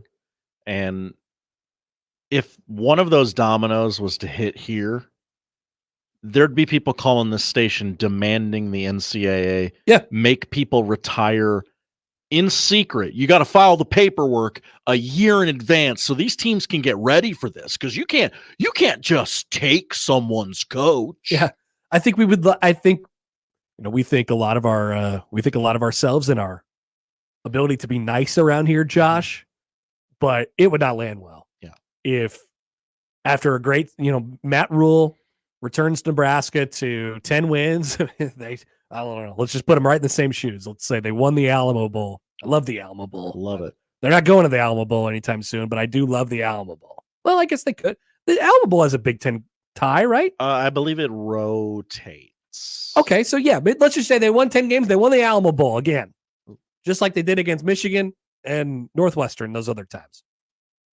And they're back, and you're like, man. Let's just say that happened this year, Josh. That's Pac-12, Big 12. I'm sorry. Well, there's no Pac-12 anymore, so. Pac-12 is dead. Put Nebraska in it. Get Nebraska to the Alamo Bowl. We're in. Nebraska wins 10 games this year. They win their bowl game to get their 10th win. And no, they're not competing for a conference championship yet. But the vibes are so good. You got your quarterback. You got your coach. You got the right staff. You got the right combo. And dominoes fall, and James Franklin finally gets his agent, pimps him out for the USC job or whatever it is. Mm-hmm. Jimmy Sexton finally did his job with James Franklin, and James Franklin, he gets a job somewhere else, and the Penn State job comes open, and Matt Rule goes. At that point, everything's up in the air. Dylan Raiola staying if Matt Rule's leaving? Mm-hmm. I sort of doubt it. I sort of doubt it. Even if he probably goes into the portal right away. The world comes crashing down on your program. It would be, like you said, Josh, for us, it would be hell. And there would be people trying to take legal action. If you're going to retire, you got to tell people. You got to put this stuff in place. And so it's hard for me to be like, well, I want to try and put myself in those shoes, because my answer right now to all of this is it just sucks. It's a dog-eat-dog world. I feel bad for Arizona. But they're undoubtedly put in a better position to hire better coaches because of what Jedd Fisch did last year. Nebraska would be as well. If they were to lose Matt Rule in a year after Nebraska would be in a better place to program. It would be a more desirable job because of it. But to lose that quarterback on top of it, that dings it a little bit. So it's hard for me to be like, yeah, it's a dog-eat-dog world, and that's just how life goes sometimes. Because I know that it would be a maddening situation for everybody around here. But it's part of the reality right now, and I don't know what I don't know what to do about that piece of it. Coaches come and go. That's kind of just what they do.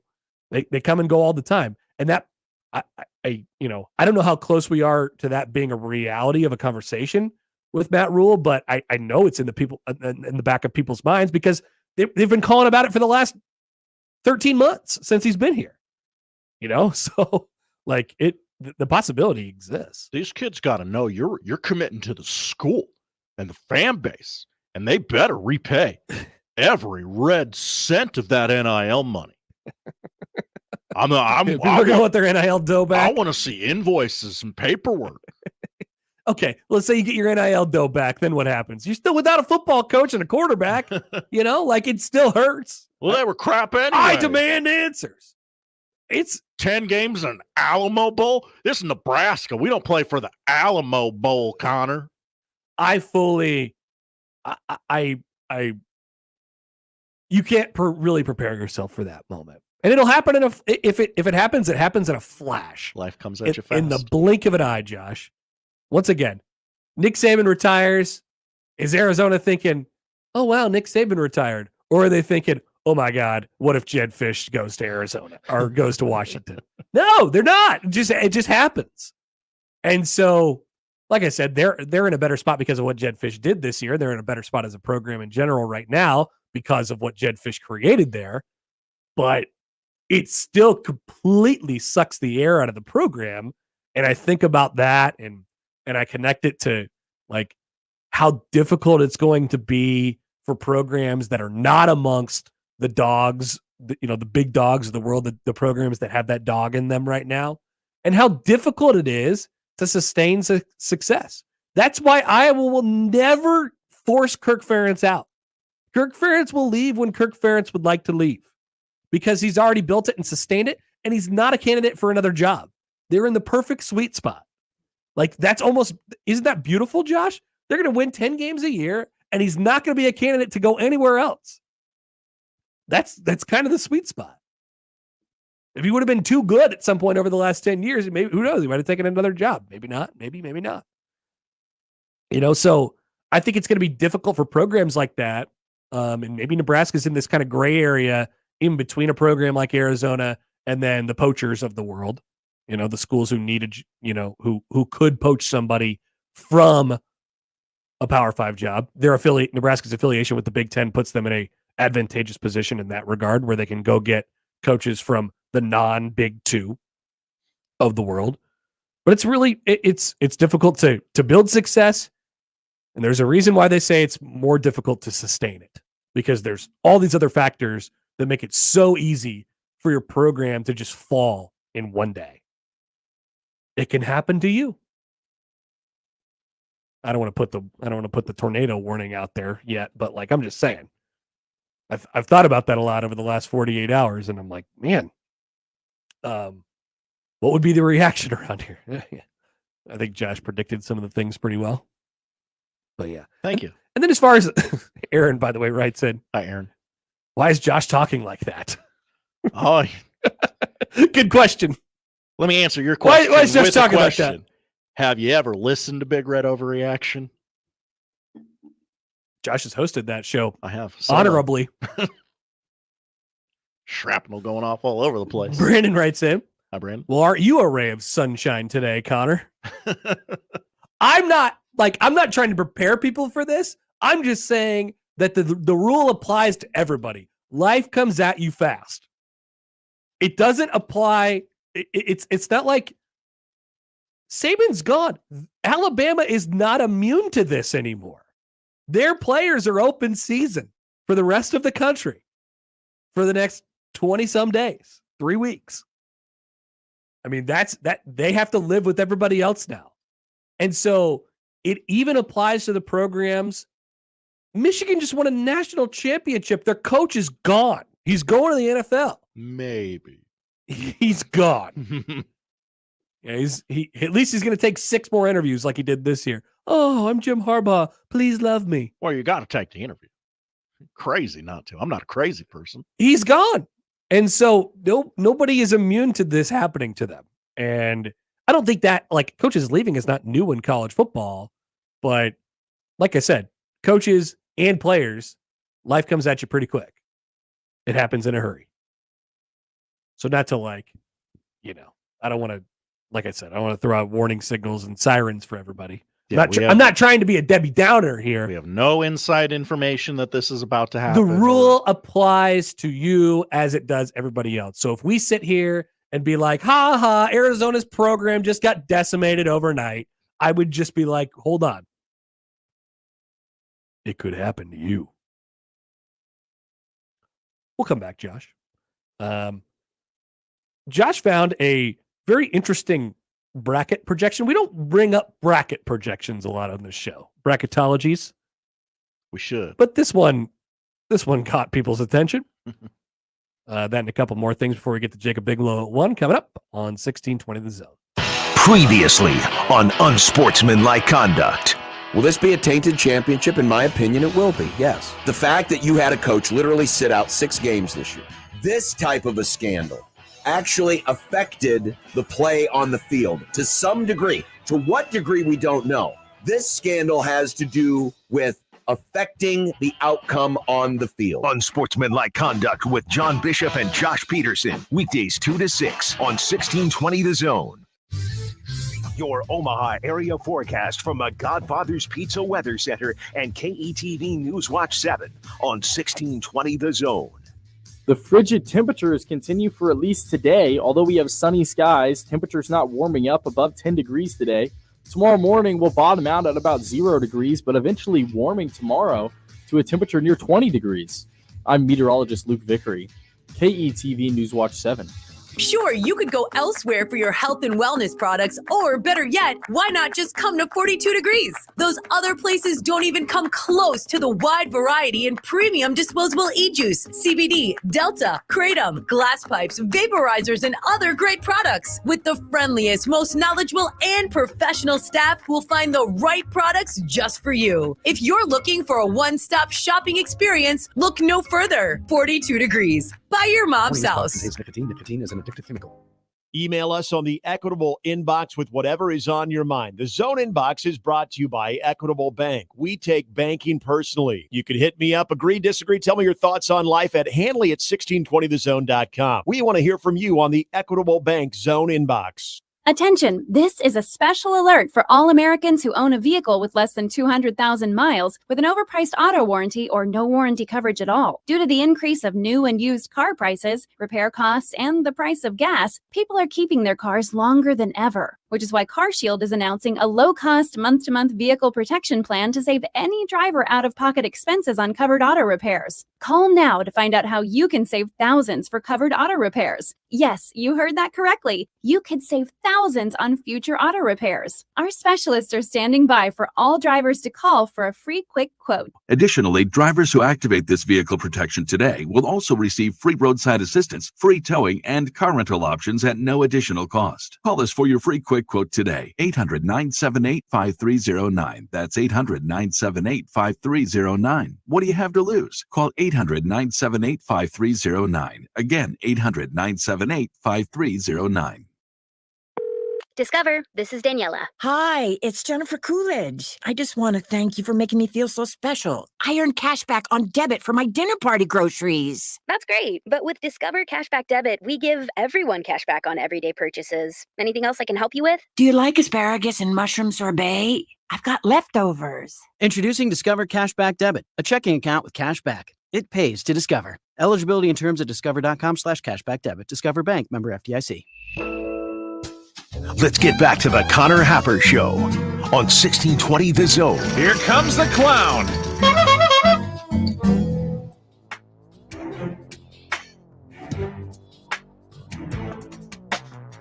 By the way, Josh, who's the clown? I think it's pretty clear that the clown would be you. Me? In that. I'm not a clown. Let's get back to the Connor Happer show. Here comes the clown. Yeah, Josh. That's what they're talking about. Here comes the clown, a.k.a. Josh. I mean, I would love to be the clown, but my name I don't think is mentioned in that. Do you want to be specific return? Do you want to have your name on the show, Josh? No, I don't care. I don't want we can talk about this on air. I don't want the show to be named the Connor Happer Show. I don't like the name the Connor Happer Show. It was just a placeholder of the name of the show I also didn't want to do puns as my show. The Lunch Bunch. Yeah, that's stupid. That's even stupider than calling it the Connor Happer. I'm sorry. Is there a show around here named the Lunch I don't Bunch? care. If there is, it's stupid. I'm not making fun of any specific show. No, if there is, the Lunch Bunch is those guys are dead to me.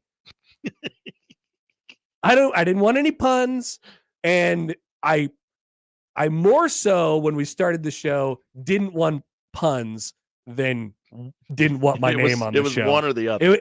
But I had to pick my poison in lieu of not creatively coming up with a better idea.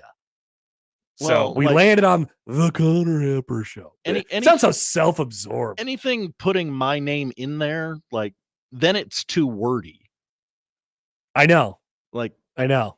So it's too many. It's already way too many syllables. I'm fine. Mason Daniel writes in, "What's happening with Connor and Josh?" There's always the play on Happer you could do too. I don't hate that. Happening with Happer. You don't hate that? It gives me the biggest sports fan in the world. That'll be the name of the show. Sports with Connor. Or, I don't know, something like that. That's not good. Help us out. Workshop something. I'm fully willing to change the name and the branding of the show. Wow. I don't want it to be named the Connor Happer Show. I think it sounds dumb. It's got to be really good if you're going to. Yeah, it's got to be good. No, it's got to be good. You submit whatever you want. We'll sift through it. But we could use some help. That's for sure. With that being said, Josh has created a great brand for our show with all of the visual aids that you see and graphics and things of that nature. We're a television show. You would just have to change everything. For the right name, I would do that. Okay. All right. Josh would do it. Saw this bracket earlier. It's from our friend Tim Kruger, TK Brackets. Hi, TK. He does the brackets for Stadium. Stadium Arcadium? Stadium Arcadium, the Red Hot Chili Peppers album. Good album, by the way. It was a double album. As Nick would say.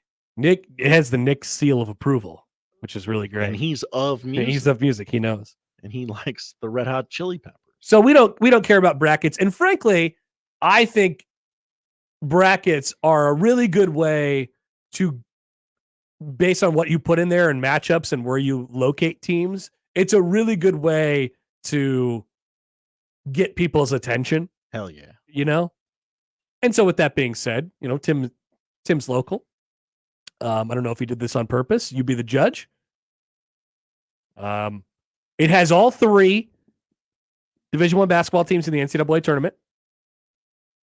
Congratulations to the Mavs.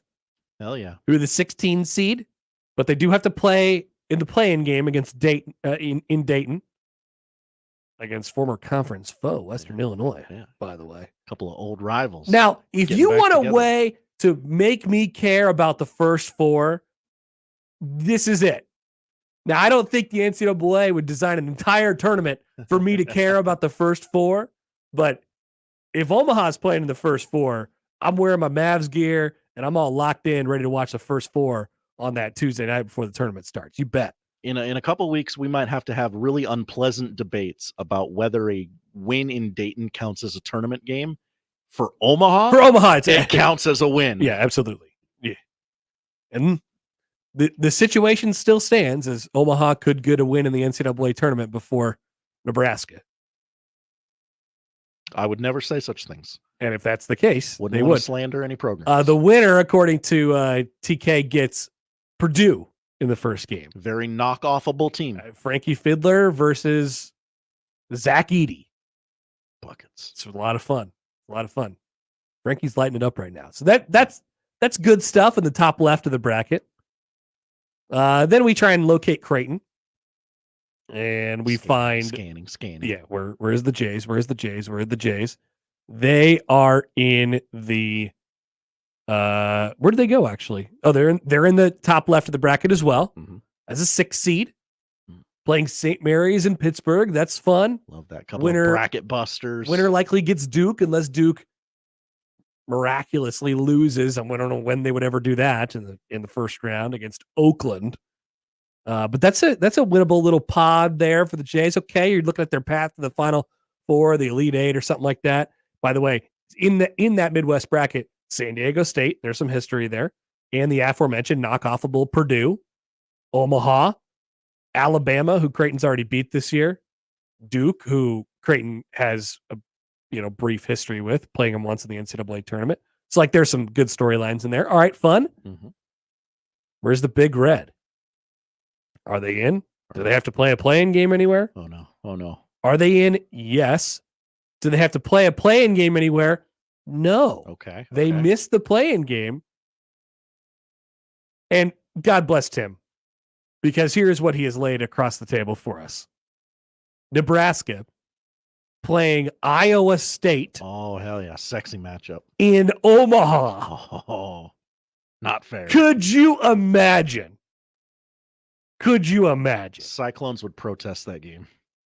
They like to party. They drive down the road. They would love it. I believe Iowa State travels like crazy. The basketball team would have a problem with that game being in Omaha. I mean, they have proximity to it too. You don't think they would like? I don't know. That would be an absolute. I don't know what the right word for it is, Josh. Would it be a disaster? Would it be the greatest thing to ever happen to Omaha's economy? One or the other. Ooh. Nebraska against Iowa State, the 6-11 game taking place at the CHI Health Center with Creighton's logo plastered on the court, hosted by Creighton, who's off in Pittsburgh playing St. Mary's. With the Yinzas.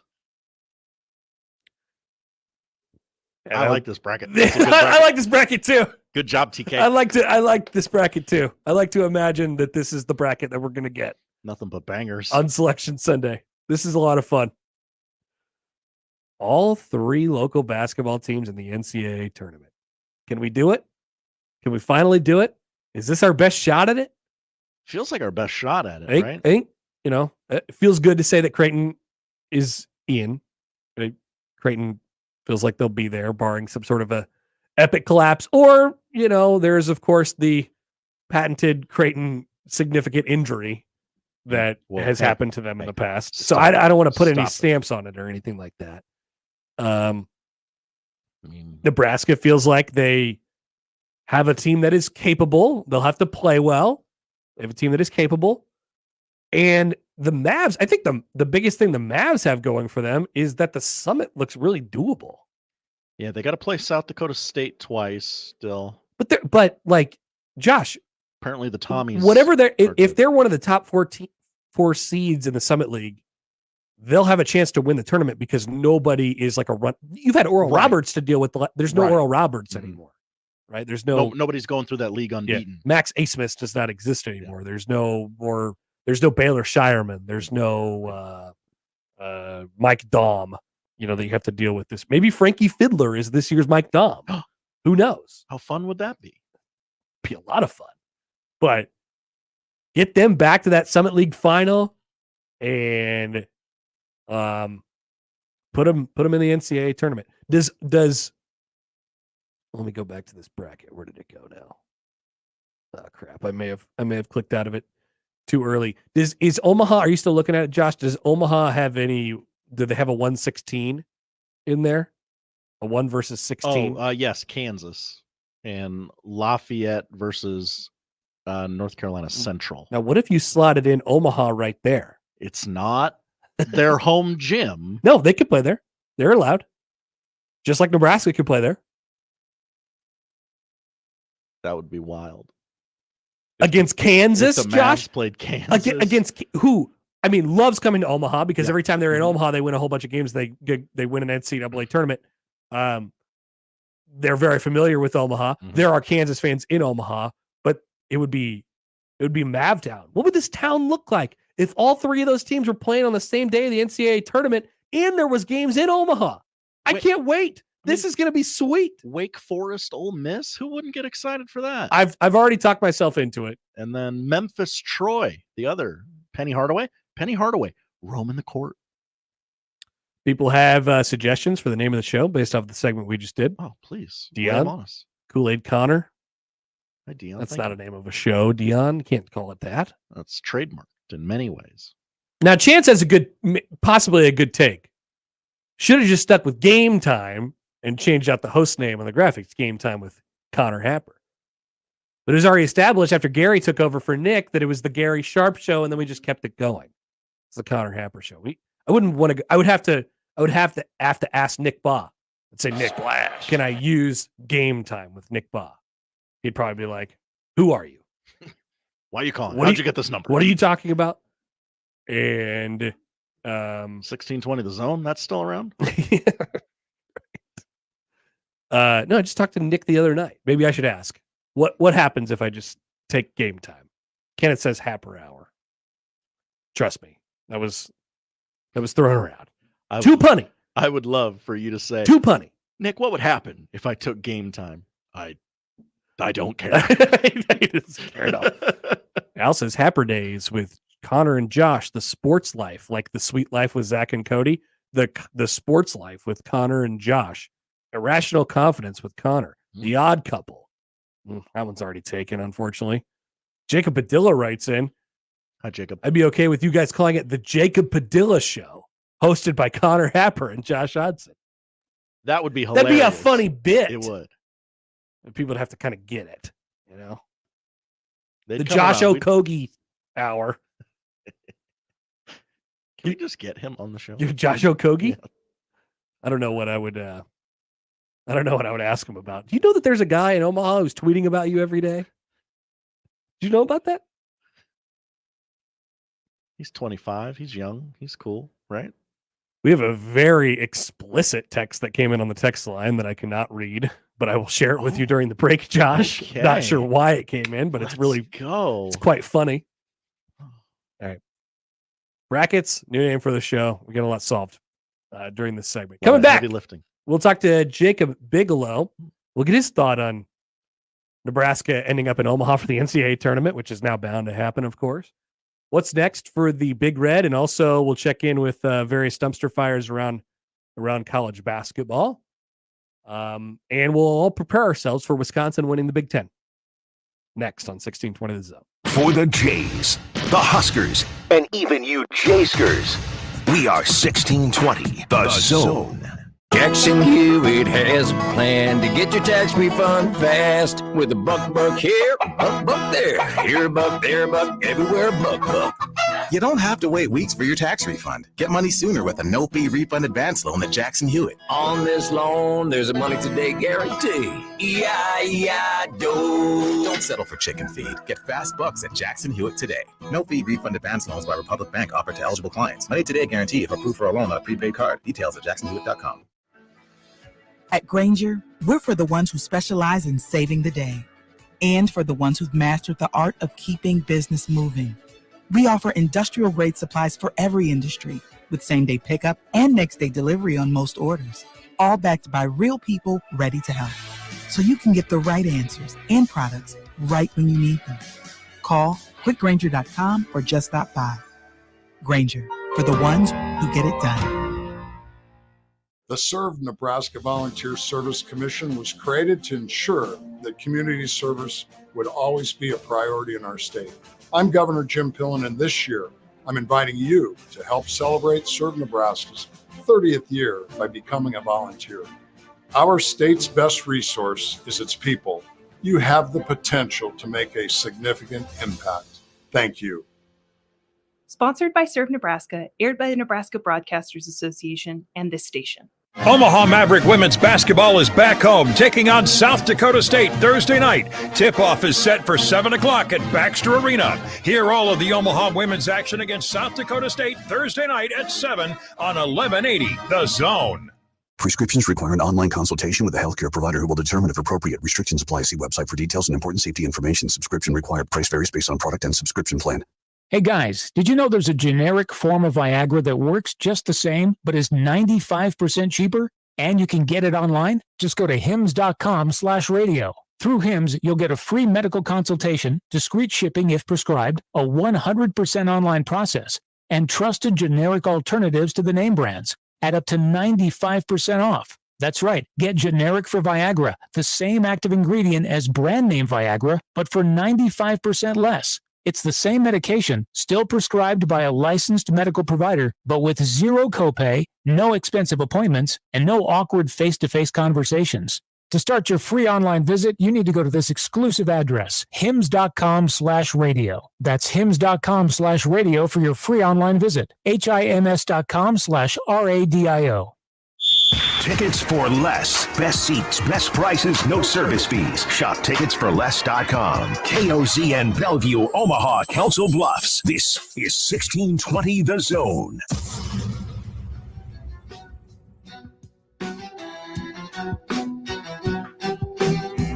All right, welcome back. More of the Connor Happer Show here on 1620 The Zone and on 1620thezone.com. We are joined on the 42 Degrees Source hotline by our resident basketball sicko, Jacob Bigelow of Huskers Illustrated, also the Stretch Big Pod. Jacob, good afternoon. How are you? Hello. I'm good. Hap, how are you? Good. So earlier, I wanted you to tell the story yourself, so I didn't pass it along. But we were talking about autographs earlier on the crossover, and you were listening, and I got a text from you, and you had a very, very good autograph story, but I wanted to hear it from your words, not necessarily me passing it along to people. Would you like to tell that story? Fair enough, yeah. So back in 2007, when I was a wee young lad, 10 years old, opening weekend at the K, it also coincided with the rise of Dice K. Daisuke Matsuzaka. I've not heard in many, many years. And my whole family, we were in the stadium, wanted to see Alex Gordon's debut. It was Alex Gordon's debut weekend. And it was also Daisuke's first start. Gordo got his first hit off Daisuke. People forget. I can say that. You can't. But there, we wound up surrounded by many Japanese fans, some Japanese media, and I was asked on multiple occasions if I was Harry Potter. And okay, so how old are you again at this point? I am 10.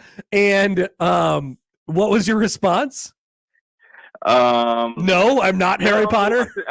I think you have the wrong guy. I think you have the wrong. You have the wrong small, dark-haired child with glasses on.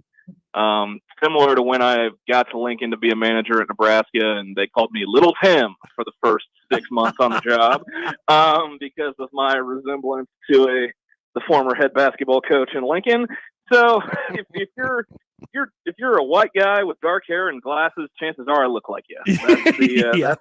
That's the conclusion. Hey, so. if you're a bigger guy with a red beard, you know, I'm getting a text about that every single time, or a tweet about that every single time.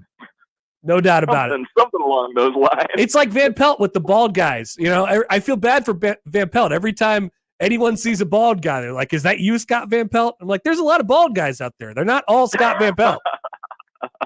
Yep. So I guess that's 100%. Yeah, it's just something that we have to deal with. Another thing that people have to deal with, if they want to watch Purdue basketball, they have to watch them on Peacock. How did Purdue become the official team of the streaming service known as Peacock? That's an excellent question. I guess they're in demand since they are a top 5 team in the country, but tonight is their fourth endeavor on Peacock as they go to Assembly Hall for their first in-state rivalry matchup with IU for the year. They still have 2 more Peacock games left. I can only imagine what the reaction has been on Indie Sports Talk today. Sure, it's Purdue fans saying we've got it already, we're used to it, and IU fans saying I gotta teach Grandpa how to turn on the Peacock. Are they triggered?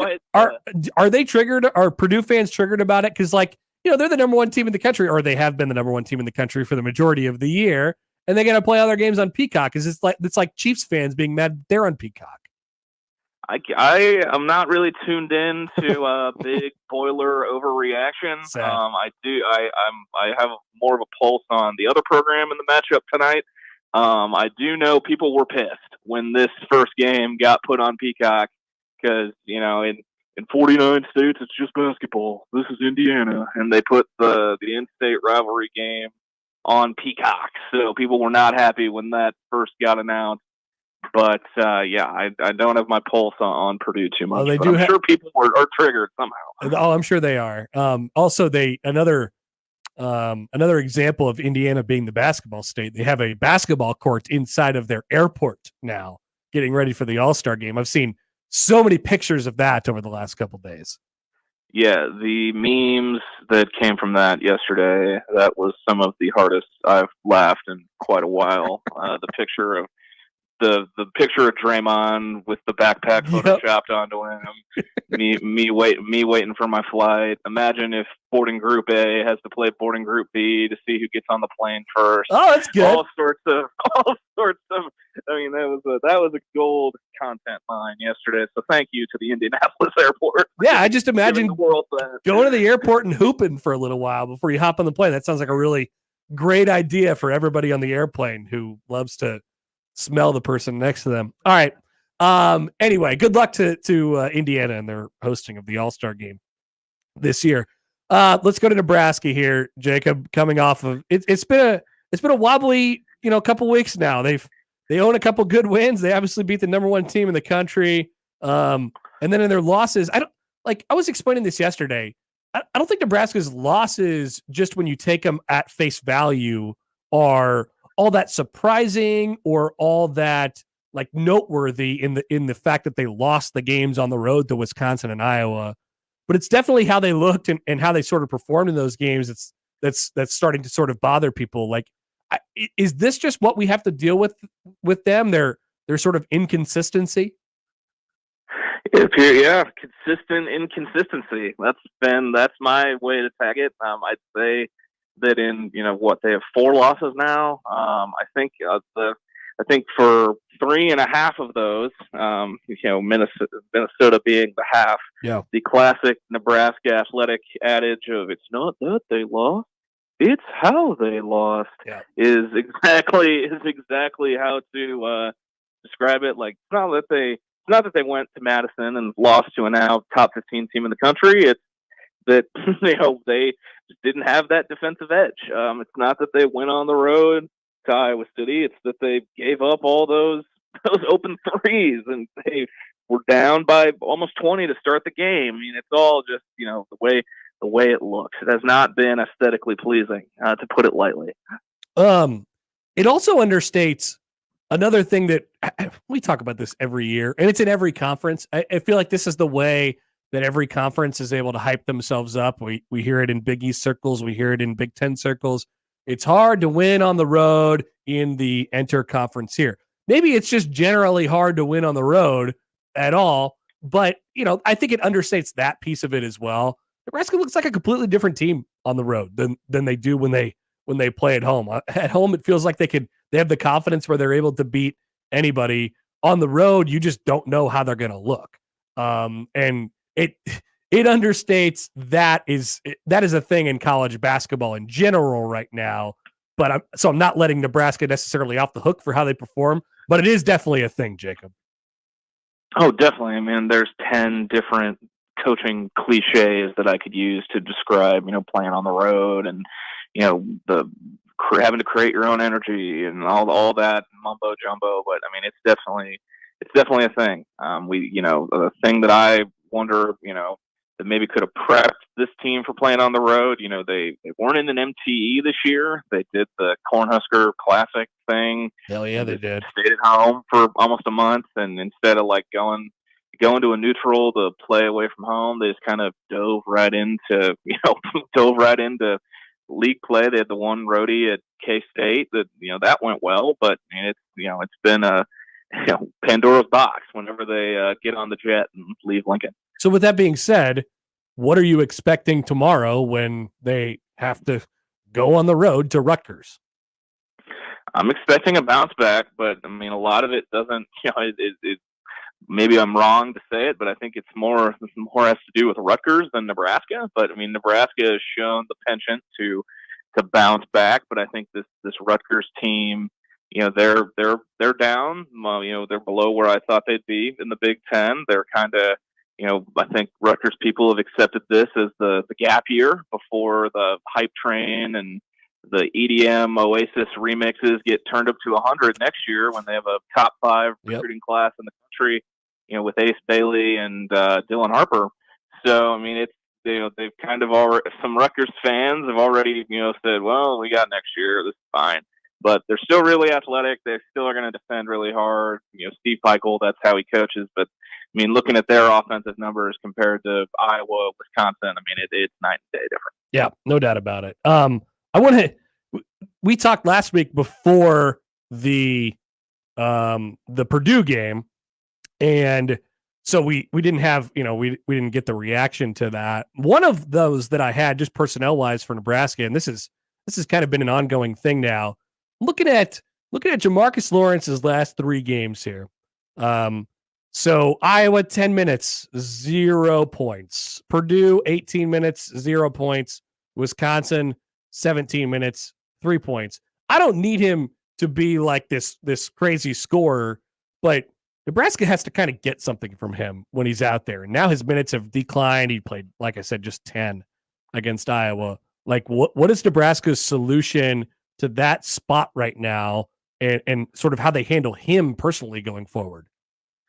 For the how they handle him part, it's tough to say, and especially going into this next game for him, it's the game going back home to New Jersey. Playing close to home for both him and C.J. Wilcher. I'm sure they'll be taking up most of the allotment of tickets Nebraska has. But I mean, we've seen kind of the emergence of lead guard Bryce Williams. He's been initiating a lot of the offense with Jamarcus off the court.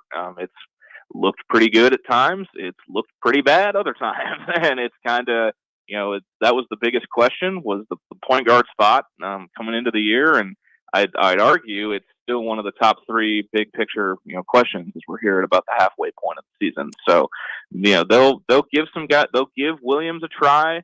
We've seen a lot of instances of Mass bringing the ball up the court, and a lot of that actually. He's capable, but they'd rather have him play like he played against Purdue and go right at the big, the matchup of him and Big Cliff Omarui will be critical tomorrow. But I mean, it's kind of just work with what you got. I mean, you got to show Fred Hoiberg and this coaching staff something to earn minutes in such a down a critical home stretch for this team. This was funny when you sent this to me the other day. If you go to our friend, if you go off of My Little Ken Palm, Josh, and you want to go to another website, you could find Bart Torvik, John Bishop's favorite, Bart Torvik. One of the things that they do on there, at Ken Palm has it too, is like similarity scores to other, and you can choose whether it's a tournament team or similar seeds, or you can kind of compare it to whatever you'd like to. When you go to Nebraska 2024, one of the teams that Bart compares this Nebraska team to is 10 years ago Nebraska's team, when they made the NCAA tournament and won those 9 games in a row, and had no sit Sunday and all that stuff. I've thought a little bit about that since you sent that to me the other day, Jacob, and I thought, you know what? I actually kind of buy that. In order for this team to make a run at the NCAA tournament, they're probably just going to have to get hot, because we've talked about their inconsistencies. I don't mind the comp to 10 years ago Nebraska. I don't think they have Terran Petaway or like a person who's similar to that in terms of like your main scoring load, but I sort of enjoyed the comp to 10 years ago Nebraska basketball. I did too. I think if you want to go all in on the comp, this team's going to have to pick up a couple big ones on the road and get one more big one at home. In 2014, the early big win was Ohio State, and then the bookend was obviously no sit Sunday. People don't want to talk about how the Big Ten tournament in Indianapolis went, or how that game in San Antonio went. But the lead up to it was was pretty fun and pretty pretty crazy. So I got sent that the other day by a buddy of mine. I'm like, this isn't real, and he's like, go to Torvik, and I looked at it and I'm like, oh oh my. So sometimes time really can sort of be a flat circle. So they have the front end with the win against Purdue. They still have Wisconsin at home coming up, although that's not at the back end of their season. And then they still have Illinois. Those would be the two, big results that are kind of still waiting out there. And then anything, like you said, you get on the road would be pretty good. But it's not like there's a whole lot of opportunities left, man. Like they kind of just have to find one. Yeah, and look at the last 5 games of the schedule, though. It's a pretty favorable last, back half. That Wisconsin game is probably like the last big marquee home game. Saturday is also oddly enormous. I think Saturday, regardless of how tonight goes, Northwestern's a tournament team right now. Fred Hoiberg has also never beaten Northwestern in his tenure as the head coach at Nebraska. The last Nebraska basketball win over Northwestern was February of 2019. So Northwestern's on a streak against Nebraska. Northwestern's looking to go to the tournament in back-to-back years for their first time in program history. And then, if there's going to be 200-plus alums, former players back in town, and Danny Nee at PBA on Saturday, that's going to be oddly a huge one. We're looking at the opportunities still to come. Yeah, I think so too. Jacob Bigelow, Huskers Illustrated. You can also listen to the Stretch Big Pod wherever you find your pods as well. Jacob, we'll let you go, man. Appreciate you taking the time, and we'll talk to you next week. No, sounds good, Hap. Appreciate it like always. Thanks, guys. That is Jacob Bigelow. Yeah, looking at Nebraska's, sort of, it's all about opportunities, right? So if you're not going to be a team that does end up getting one on the road, so everything's magnified when you're trying to get in the NCAA tournament. You're 3-3 in the league right now. If you could steal a couple on the road, but if you don't, then you're going to have to, like, the other side of that is if you're not expecting them to win on the road, then they have to take care of business at home. Right. They have to win every game at home. And that's, it's not like that's easy either, right? So we make a big deal about the road games and stuff like that, and definitely is tough to win on the road. But if you're not going to be one of those teams, if you're not going to grab a couple of those, then you have to win basically everything you get at home, including a matchup with Wisconsin, who's going to be, probably a top 10 team coming in here on February 1st. You still have a home game with Michigan, Penn State, Minnesota, and then Rutgers at the end of the year as well. And none of those are, that difficult outside of Wisconsin. But if you're not going to be the team to steal a couple on the road, then all of a sudden the pressure is on at home. And I like the point there. Northwestern, it's a big game kind of on Sunday, or Saturday, whatever happens tonight. Nebraska needs to take care of business against. That's probably their second or third most important home game that they have left in the season. Saturday against Northwestern. Because you still have Ohio State coming up after that next Tuesday, and then you have Wisconsin. Never beaten Northwestern? No. Under Hoiberg. Yeah, under Hoiberg. Yeah. Yep. Well, almost got a quarter there, Josh, but they haven't won very many games prior to this season. That's true. Under Fred Hoiberg. So there's also that piece of it. Jacob also sends a note here. The other thing with that 2014 comp was that team, the 2014 team, lost at home one time. They lost to Michigan in a close game early in the new year, early January. And then they ran the table at home the rest of the year. They won 19 games and they went to the NCAA tournament. This team has lost at home one time to Creighton. Once again, almost could have got a quarter there, but that game happened too. So that game does feel like it took place a very long time ago. Can they run the table at home? Tough ask, but might have to, especially if you're not going to steal one or two on the road. All right, good stuff from Jacob. We'll return. Still more to come in the Connor Happer Show on 1620 The Zone. Live from the Host Coffee Studio, this is 1620 The Zone. Creighton Sports Update. Hey, Blue Jay fans, it's basketball season here at Creighton, so get your tickets and come out and support your Blue Jays. For tickets, go to Ticketmaster.com, gocreighton.com/tickets, or visit the ticket office located at Ryan Athletic Center. And that's your Creighton Sports Update. 1620 The Zone proudly supports Creighton Athletics. Oscar's Pizza and Sports Grill is your home for the big game. Whether it's the NFL or a rivalry on the hardwood, you will find all the action on Oscar's top-of-the-line audio-video system. With 40 TVs and massive dual projectors, the game has never looked better. Pair that with their award-winning char-buffed wings and $7.99 Monday through Friday lunch specials. Oscar's Pizza and Sports Grill has everything you need. 173rd and West Center Road, and for takeout at 162nd and Maple. Save now during the Start Something New sales event happening now at Woodhouse Chrysler Dodge Jeep Ram. Get up to $13,000 off MSRP on the 2024 Ram 1500 Bighorn and Laramie, or choose 3.9% APR for 72 months. From work to play, our lineup of trucks offers advanced towing and hauling capabilities, plus a cabin with plenty of space for your crew and traveling essentials. Ram 1500 is the most luxurious and technologically advanced Ram 1500 ever, based on standards and available features offered. Get started today at WoodhouseCDJRBellevue.com or WoodhouseChryslerJeepDodge.com to find your next vehicle. Serving you since 1991, this is Woodhouse.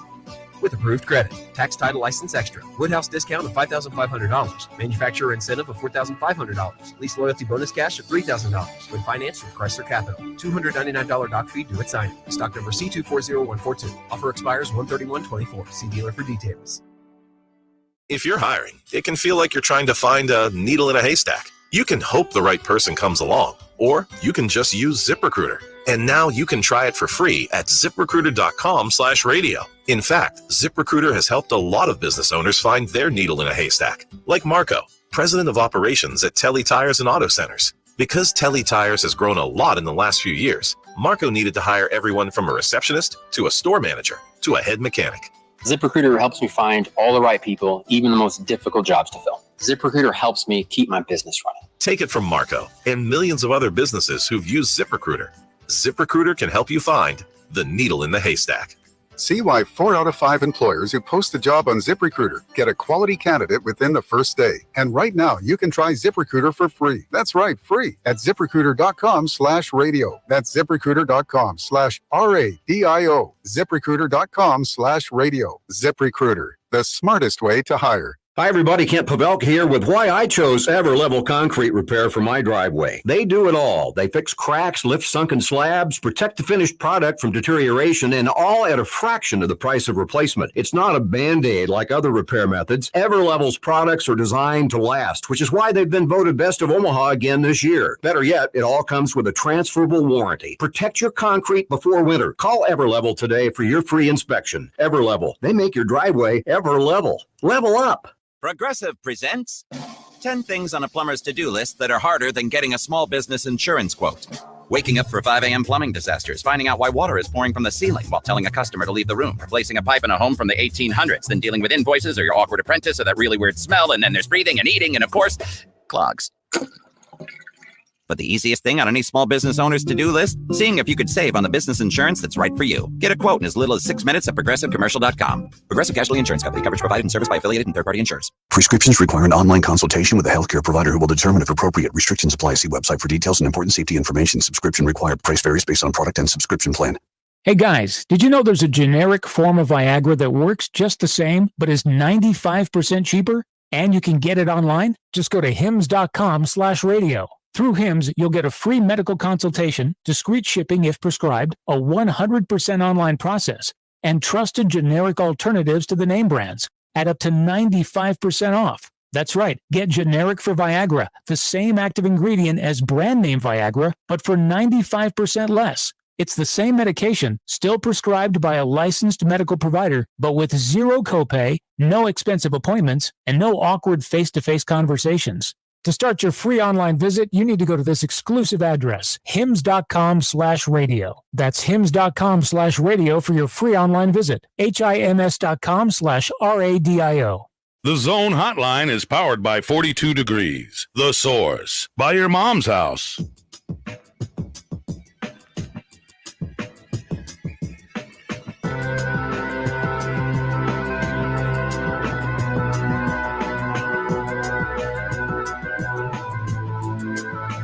right, Dylan Raiola threw a couple footballs, 70 yards. We'll take your calls, 402-951-1620. Oh, he's slinging it, on guys. the 42 Degrees of Source hotline. Yeah. There. Did you see him? He chucked him. He threw him pretty far. Further than anybody else has ever thrown a football. Mm-hmm. That's what they're saying anyway. Especially, since I know this is how elevation works. They're basically at sea level in Hawaii. So it's actually, more impressive. More impressive. Yeah. Definitely more impressive than throwing it on top of a mountain. Nah. Anyone can do that. Now, I'm just using this as an entry point to talk about Dylan. I don't care at all that he threw a football 70 yards. Seriously. As much as I would love to do the hyperbole thing, because I spit hot fire. I already know that he's a good quarterback and he's very well thought of. I don't care that he threw a football 70 yards in shorts in Hawaii. Don't care. But I did get thinking about Dylan, and I continue to think that we don't really realize how big of a break Nebraska got with young Dylan. It went from a pretty giant offensive question mark to an excitement for the offense in a hurry, right? And now the news of the day is that Nebraska's adding a quarterbacks coach to its coaching staff with Glenn Thomas. I don't know how much excitement that alone that creates. They've added, running back and 2 wide receivers out of the transfer portal on top of a young wide receiver group that generally answered the bell last year, at least at the end of the year, because they had to, because everybody else was hurt. So having that position, at least a certain amount of confidence in that position going forward, is just a giant deal. It obviously it dictates your entire offense, but I think more so it dictates, how you feel with the program going forward, at least a piece of it. So I continue to believe that Nebraska just got a giant break. And then I read this quote. This is from 24/7 Sports, who caught up with Dylan yesterday in Hawaii on the commitment to Matt Rule in Nebraska. Quote, "He didn't really give me a pitch," Raiola said. "It was some hard conversations. He really challenged me to write everything out and lay everything out that I wanted to do. And the last thing that I wanted to do was become a transformational leader.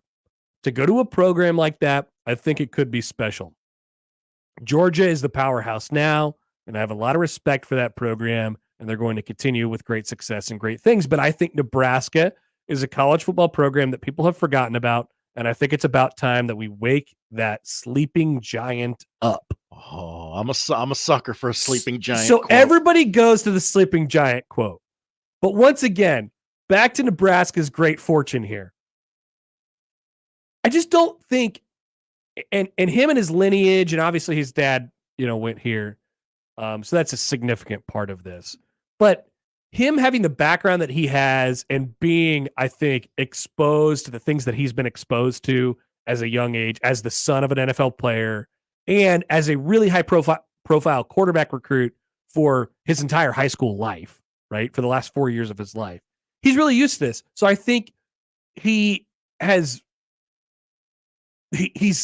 like football cultured in a way, right? He's seen some things. He understands how things work. He's traveled the world, right? He's traveled the United States, I guess, and seen a lot of things and seen how things work. And so for him to, at the young age, at the age of 18, to sort of have the wherewithal to say out loud, like, here, I was tasked to write out and lay out everything I wanted to do. And one of the main bullet points that I wanted to accomplish was to be a transformational leader. I'm like, who are we talking to here? Is this an 18-year-old? Doesn't sound like it. Is this Adrian Martinez when he committed to Nebraska? Because it sounds like it, and we raved about his maturity and we raved about his life experience and just the way that he sort of came across in interviews. Like, and I know Dylan's background in terms of his recruitment doesn't necessarily come off the same, but his experience of being who he is throughout his entire life, but also for the last 4 years, pays gigantic dividends for Nebraska as a program. And for him to take a chance on Nebraska, and this is the place where he could become a transformational leader. You don't have the opportunity to transform something at Georgia. It's exactly what Nebraska needed. You might say that.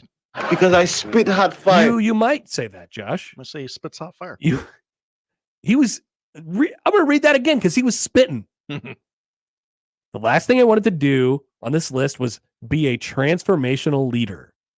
Georgia's a powerhouse now, and I have a lot of respect for that program. And they're going to continue with great success and great things. But I think Nebraska is a college program that people have forgotten about, and I think it's time to wake that sleeping giant up. Josh loves a sleeping giant, and he loves a changing of the guard. Hold up. Let him cook. We may be seeing both here. So it understates the idea that Nebraska got a great deal of fortune when they have the connection to the Raiola family, and that he thinks like this. He didn't have to do this. Like I said, we've explained this before. He could have very easily gone to Georgia and just been the guy. And this says nothing about how his career is going to play out at Nebraska. It could turn out to be a disaster. I don't know. But these are the kind of things that Nebraska needs. You have this guy at that position, especially, who's willing to just go out of his way and say, yes, I understand all the challenges. I understand all of the things. It comes from a place of truth, right? It comes from a place of like, yeah, I understand what Nebraska is as it compares to Georgia. Nobody out there is trying to convince me that Nebraska is better than Georgia. Nobody's saying that. Matt Rule didn't pitch me. Matt Rule didn't tell me that Nebraska was going to be better than Georgia. He has visions for what the program is going to be, but he, just like everybody else, can see in the country that Nebraska is not Georgia right now. So I'm not going to tell you that. I'm not going to lie to you and tell you that because you understand, you know the truth. And so he says, in spite of all that, you know what? Okay, I want to be that guy to say I changed it or I helped change it. It's just a great deal of fortune. It's a great deal of fortune for Nebraska. And he threw a football 70 yards. And that's cool too. 951-1620. Let's go. Josh, you're buying in. You're in, right? You're all the way in on this guy? Because you strike me as a guy who could, who would maybe shy away from a significant Nebraska football hype train. Be a little bit worried about that. In the past, I have made fun of the offseason national championship and the hype, like, oh, this is the year. I hate that. I hate it. I know you hate it, Josh. You clearly hate it. It's why I hate Nebraska basketball, because it's that every offseason and 500 whoop-de-doo. Like, that's where the basis of me canceling Nebraska basketball comes from. This is exciting to have this guy this motivated at this program right now. Like, it feels like it's all lining up in a way it hasn't. Total Michael Scott gif. I am ready to get hurt again. But like I said before, I compared it to like this is just a good bet. Yeah. We've been betting all of our lives. We've been betting on Nebraska basketball. We've been doubling down on a 2 against a face card our entire lives. Now we're like, we're sitting there and we got 11, and it's like, hit me and double it down, baby. Like, this is a good bet to make. This is a good bet to make. And if it comes up wrong, and if you get a 3 coming off of the double down, off of an 11, you're like, damn it. Will I ever win again? But that's a bridge that we're not at yet. It's a bridge that we're not at yet. Right now, we're faced with the opportunity to double down on a 7 and a 4. And we're like, yeah, I'm doing that every day. And it's against a 5. And we're like, hell yes. Let's play blackjack. Josh, you want to go to the casino after this? Let's go. I got to be fired up. Let's ride. from the YouTube stream here. And Bigley is saying Uncle Rico time. TBD. Yeah, we don't know. We don't know how it's going to go. Don't know. We don't know. Greatest line in the world takes a chance on Nebraska. I think there is like a real, like, in order to do this, there has to be a truth about it, right? How long have we been saying this? There has to be like this realization of this is where we are right now, and this is what we've been, and we have lofty goals for ourselves, and we have lofty expectations for ourselves, and we want to win, and we're gonna win, and there's a confidence there about it from Rule and his staff, obviously, because I think, for all the reasons we've mentioned before, they have confidence in their process. But like, there's a real like, yeah, I get it. This is who we are. But you got the guy in the quarterback room who said that too. He's like, I know. I still say yes. Hey, you hop on Tinder, you say yes to a lovely woman, and she's like, hey, but I also have this and this and this that's wrong with me. And people have not like, okay. Yep. A couple red flags might be trouble later. Yeah. But let's pursue this. It's okay. That's what Dylan said. Thank you, Dylan. Thank you, Dylan. And so you are going to sit there and say that you're not excited for the Polynesian Bowl on Friday? Get a grip. Greatest sporting event of this week. They've been really pimping it there on the NFL Network. Sure. They're like, hey, check it out. They haven't talked about Dylan, but they said we got the Polynesian Bowl coming up. The Polynesian Bowl. We're not going to Steve talk Sipple about the will playoffs. Yeah. Sports Writer of the Year. Sports Writer of the Year, Steve Sipple. In a tie with Tom Chattel. And our good friend Jason Jorgensen out in Kearney, Broadcaster of the Year. Still waiting for my nomination, Josh. Maybe when we get to rename our show, we'll get recognized more. Well, we'll send out a press release, and that'll keep us top of mind with voters. E at Tornado Soul 7 says, "What up, E? I like irrational confidence or disconcerting signals for the new show name." That'd be a great name. I also always thought that if like Unsportsmanlike Conduct was the OG like sports radio show in the state, right? So if you tried to name your show after a football penalty, I felt like that was swagger jacking. Oh, okay. Which did happen. There were some shows that have been named after various NFL penalties.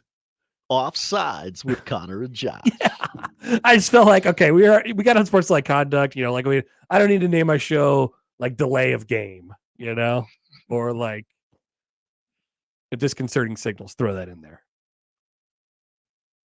Maybe I've put myself into a corner on what I can and cannot name the show.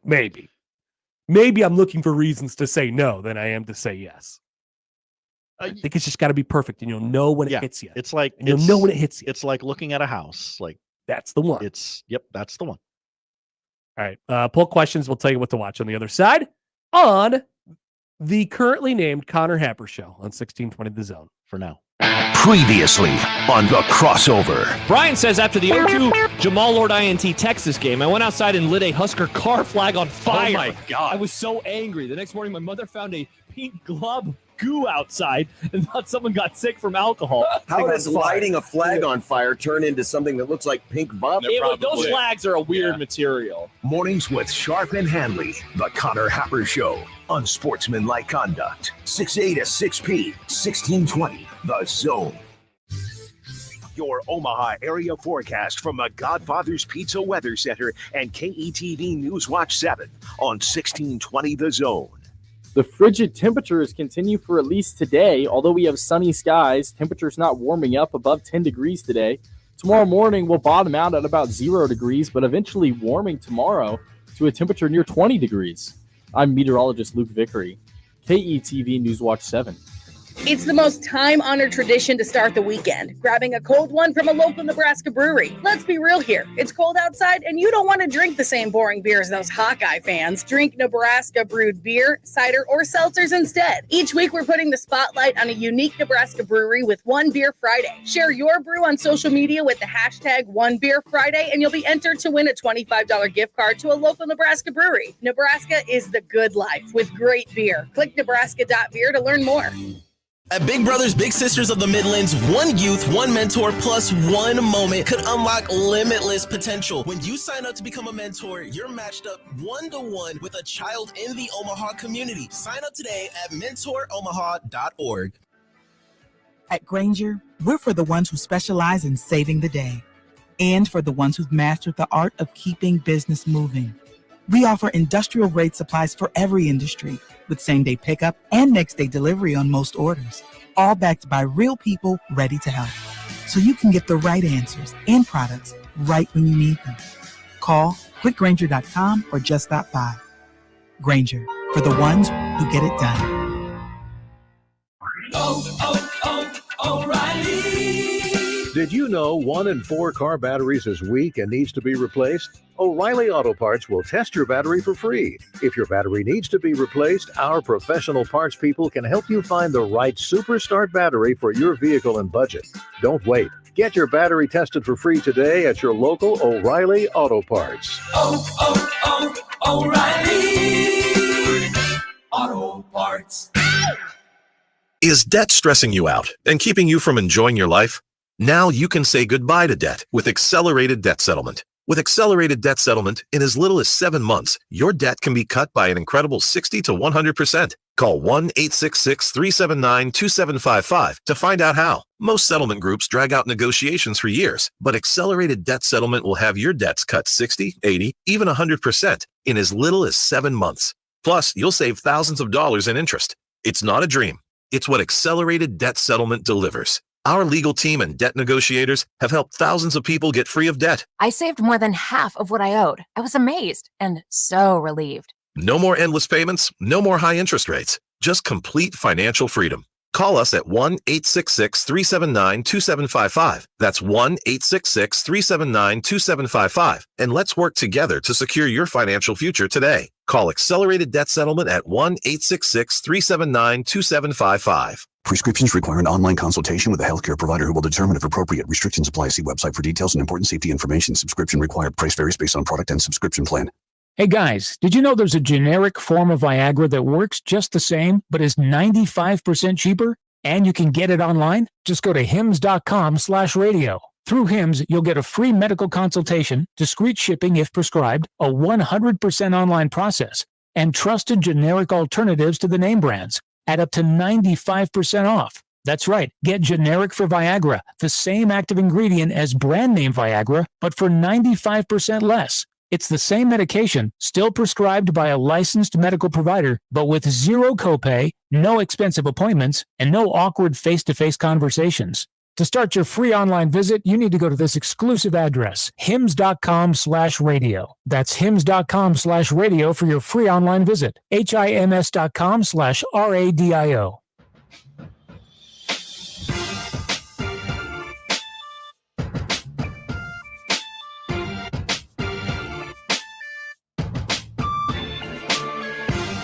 Charles says on the YouTube, hello, Charles. Yukon Cornelius and Harry Potter discuss current events show. Little wordy, but I like it. So we have friend of the show, Jacob Bigelow, talking about how some foreign members of the media and fans thought he was Harry Potter. And we had Josh's former high school girlfriend trying to make him into Harry Potter. Mm-hmm. I did receive a text during that interview like, hey, can I have that guy's number? He seems like my kind of man. To which I said, no. That would be really funny. All of a sudden, Josh's former Harry Potterizing girlfriend called him up. He's like, hey, I heard something today. Heard the show today. What are you up to? What are you doing?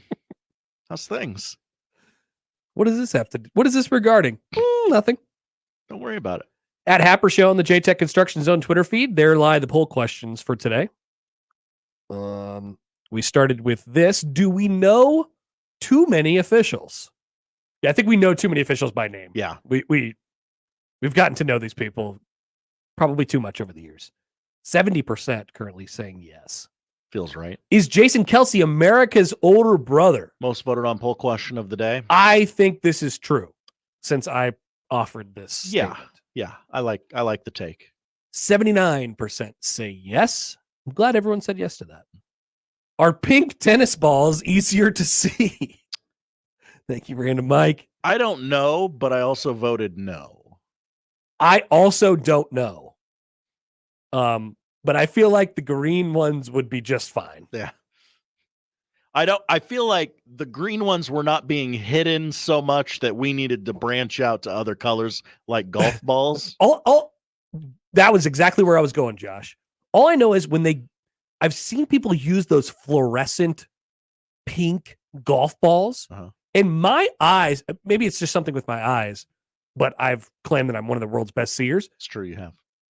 It doesn't work for me. Like it does, the color doesn't like compute for me. It makes it more difficult to see than a white ball. Really? I vote no. Although I'd like to play tennis with Random Mike sometime. Could be fun. 69% say no. Feel like you're going to get a call tomorrow on the show. Hey, anytime you want.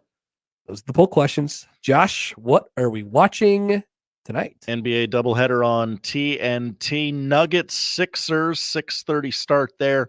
And then the Oklahoma City Thunder, the fighting Joel Lorenzis. Joel's world traveling Joel in Hong Kong. Yeah, he's at Crypto.com Arena tonight for Thunder Clippers. I believe Joel proclaimed that him being at Crypto was, quote, heavy last night. I really enjoyed that tweet, too.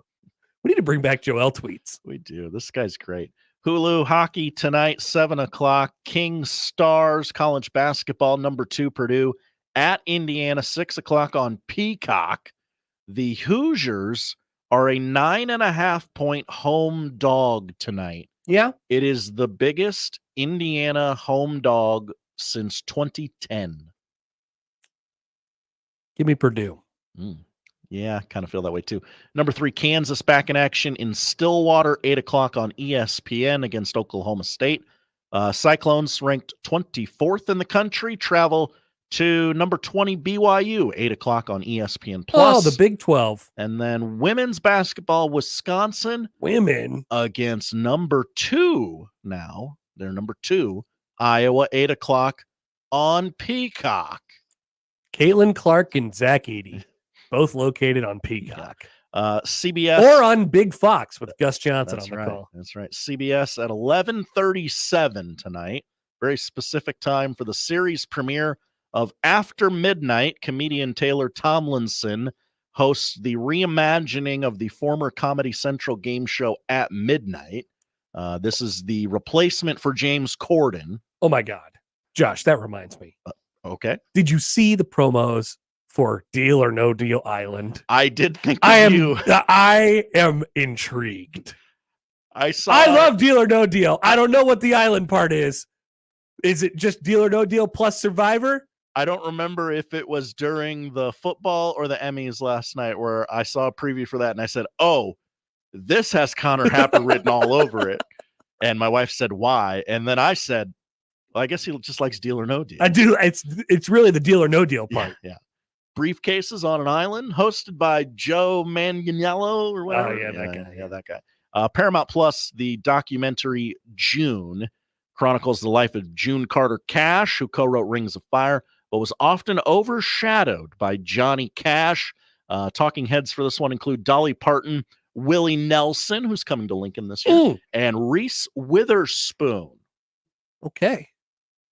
I still don't know how they create these monstrosities of television programs, but here we are. Here we are. Thank you, Josh. Thank you, Connor. That's a show. If you miss anything, 1620thezone.com is where you can find it. The crossover is next.